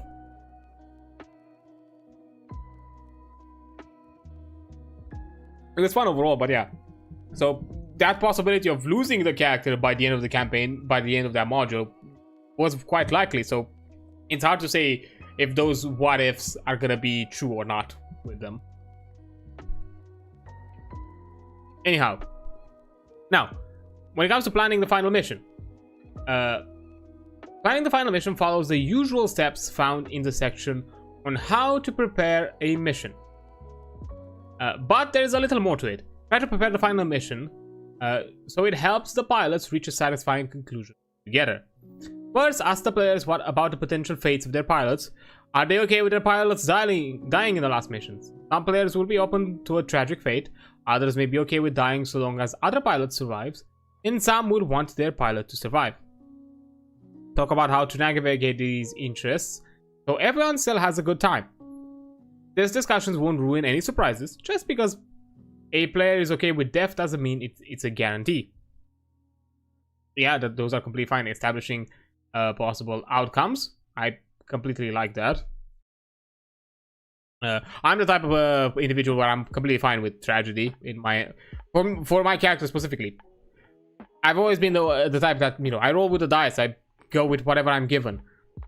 If somehow it happens that my character dies, oh well, my character dies. It happens. It's part of the story. It might suck. I'm not gonna deny it. Might suck in certain moments. Maybe depending on if I feel really strong about it, maybe I'm gonna have a discussion with the game master if there is some way to kind of, under the cost of some really heavy downsides, to kind of keep them around. Sure, I'm willing to do that. But in most scenarios, I've been fine to just end it there. Usually, to be fair, it's one of those things where the more you play with the character, the harder it is to let go. And the more I think about it, there might be characters here and there, but I'm still would be somewhat okay with the general tragedy of them biting it. But then, second, consider the final mission objective. It should have at least one of the following qualities. Be dramatic. The NPCs that the players and pilots care about should be directly affected by the mission. Allies, rivals, the squad's direct superior, and anyone else. Don't use all of them, as a large cast will disrupt the narrative flow, but consider using one important NPC per player, plus one for the squad as a whole. Avoid introducing new NPCs on the final mission. That would make it confusing. Have high stakes. The pilot's success or failure should decide the outcome of a major plot point or multiple. Ask big questions with the objective. Is the Isian Tower destroyed, causing widespread destruction while freeing the locals from off-worlder interest? Does it remain standing but falls under the control of off-worlder faction? Do pilots use it for the rebirth of the local government? Make sure that the players know just how high the stakes are. Oh, and whatever happens, the war will not end. As was clearly established, that cannot be an outcome that you can deal with as a player. Then you can include drives. The pilots have spent the campaign working towards their drives, so give them a chance to invoke them on the final mission. Provide clear opportunities for each pilot to either complete their drive clocks or spend their completed drive clocks. This won't always be possible because drives can be incredibly varied, but try to include them whenever you can. Include rivals. This will be the last chance the pilots will face off against their rivals. Remember that pilots must spend at least 2 drive clocks to permanently remove a rival. If a player has one and completes the second during the final mission, they could remove their rival during the epilogue. If you had to include more than one rival in the final mission, make sure that it fits the established narrative. Rivals from opposing factions wouldn't team up unless they worked together before, but they might accidentally work together by simultaneously opposing the players. Enemy of my enemy sort of thing. And tell the players that this will be the final mission. Then they know to exhaust every resource to achieve their goals unless they plan on spending resources during epilogue. This is a fire sale, so everything must go. Yeah, giving them the sense of an immediate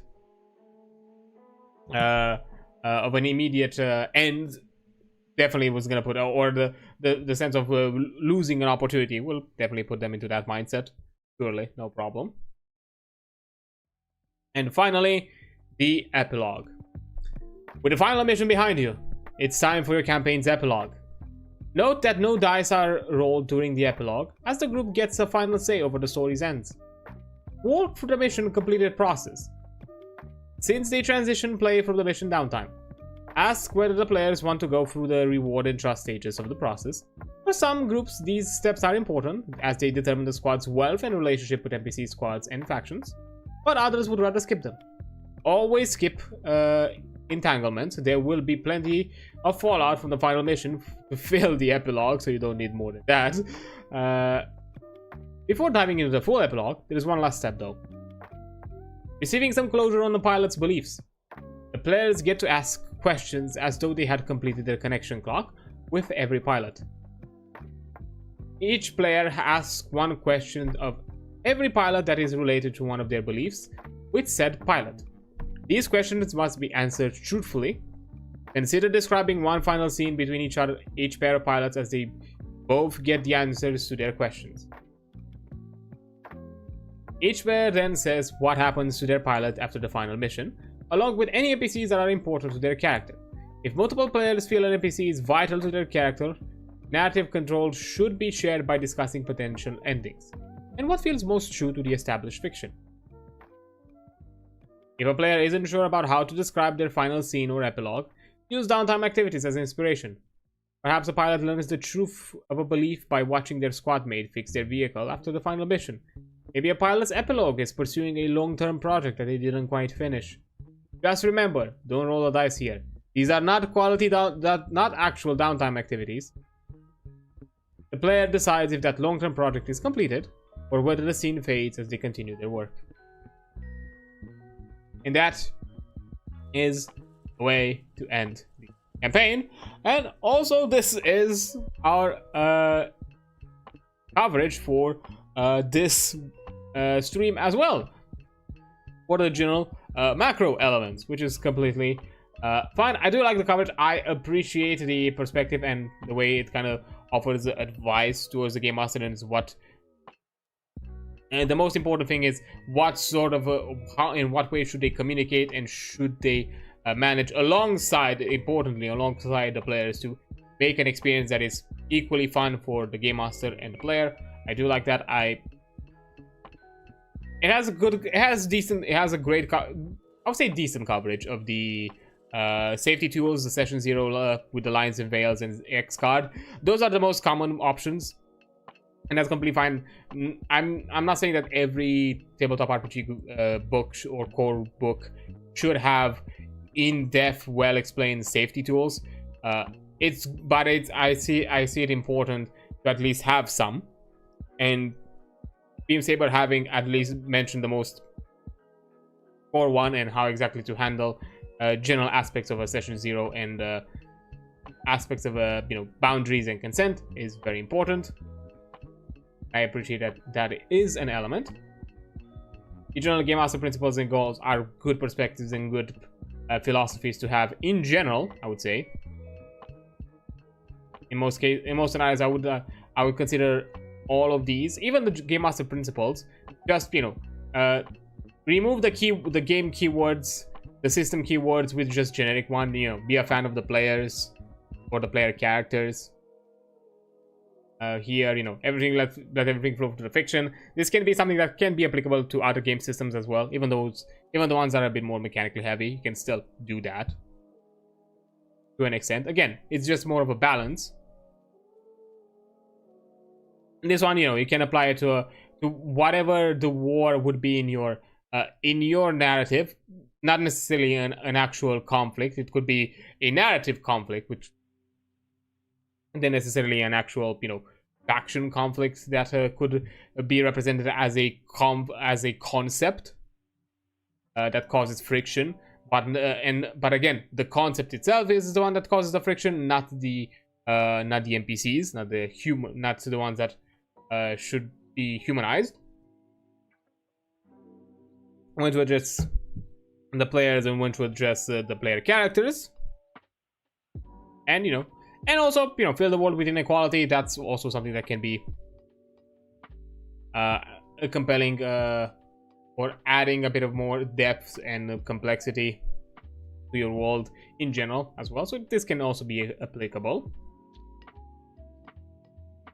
This one, it's a bit more specific to Beamsaber, so I would say you could probably skip it. This one, it really depends on the kind of themes you want, so that's completely fine. If you want to follow this idea of making the player characters feel small at times, but certain tools available to them be powerful, of course, consider risks, hold on lightly, so on. While the game master actions, those are more hyper specific to this system, but it's great that they have them offered here. So you have at the very least a starting off point, and how exactly should you approach the general aspects of running a game and running a session, with really pretty good structures. Yeah, I like that. Overall, good coverage. And something that I said in the past, that when it comes to a core book, you should have at the very least some rules of play for the game master side as well, because there are game systems out there and core books out there that do not offer you those rules and instructions and guidelines, unfortunately, and you are kind of required or forced to and get yourself a different book, or new one, like, you know, for example, D&D. The player handbook does not cover game master things, and some people would say, well, you know, it's called the player handbook, but the game master is also a player, just in a different form. So, you know, the player handbook, the book that should handle all the general rules and how to play the game, should to some degree help give you guidelines into also how to run it, not just necessarily do it by the seat of your pants. Which is why in most scenarios when it comes to D&D, if you're a first timer, I would always suggest, instead of just going raw with the player handbook, get a starter kit. Personally, I've not tried the other ones, but at the very least, from what I've seen of them and what I've read of them, I would say the essential kit for D&D is probably my recommendation if you want to do that with D&D specifically. It has general good coverage, good material, and, you know, a short and sweet 1 to level 5 adventure. And if you feel like you want to continue it, they offer you an additional extended follow-up mini trilogy that goes up to like level 13, if I remember correctly. You can turn it from a short-term to from an arc campaign to a slightly longer, more almost year-long campaign, because I think on our end it took like a year to end it. It took us like almost a year to run that entire module. Probably a bit longer. It's just probably would have been a bit longer, but I've had quite a few 12-hour long sessions with that on that campaign. But anyways, in general things. Anyhow, that concludes it for today and for this topic. But we're not done with Beamsaber. We still have more to cover. As I said, we focused on the macro elements of game mastering today. All that's left over is micro elements, that being creating squads and factions, regions, preparing missions, determining effects, crafting situations, and also a section called app development, which I think like it has something to do with you know, the introduction of artificial intelligence within the game, or like when I say introduction of artificial intelligence, the same way how you in Lancer you have the NHPs, the non-human persons, you know. You're not. It could be probably not just about the pilots. It can also be about some higher developed intelligences or you know, code structures out there that could become sentient. That's also a trope or archetype or narrative element that you can find in mecha games.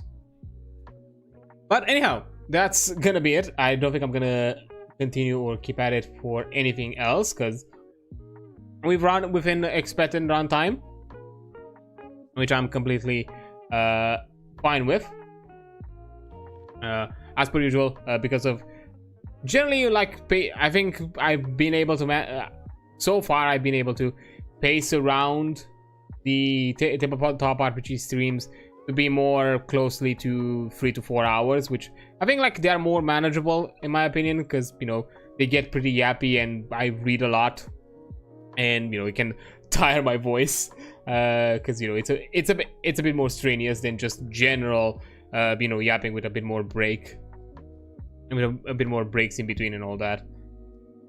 But yeah, that's gonna be it for today.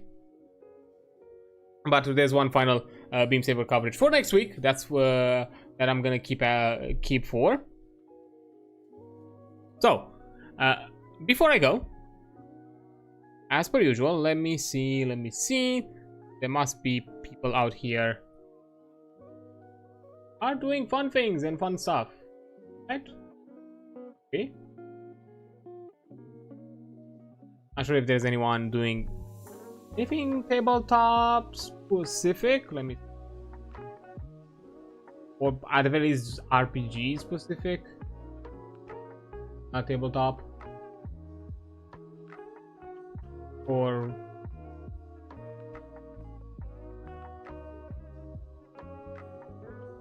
I would. Oh, I have an idea. It's RPG adjacent. Let's do that. Fuck it.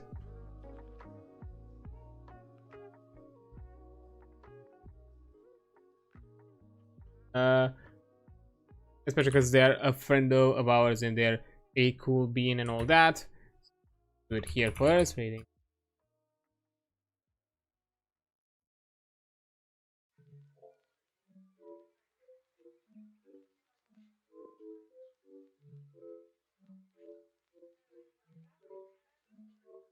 Okay, then let's go here.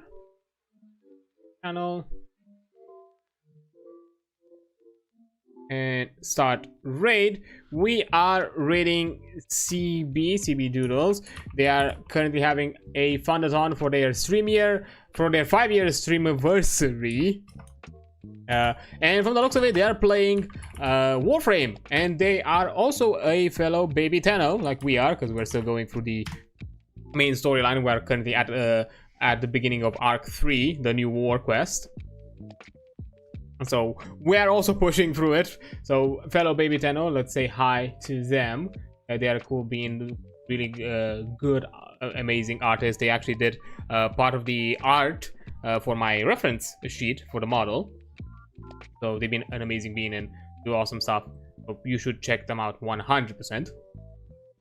But anyways, that's gonna be it for today. I'm gonna see you all tomorrow around the same hour, probably a bit earlier, because today I had to delay by an hour the stream, just due to other factors. But tomorrow at a similar-ish time, I'll see you all for some Slay the Spire, hopefully getting a defect win to unlock the Act 4 progression. That's gonna be a lot of fun. I'll see you then. Thank you so much for being here. You've been amazing. Don't forget that. I'll see you on the flip side. Bye.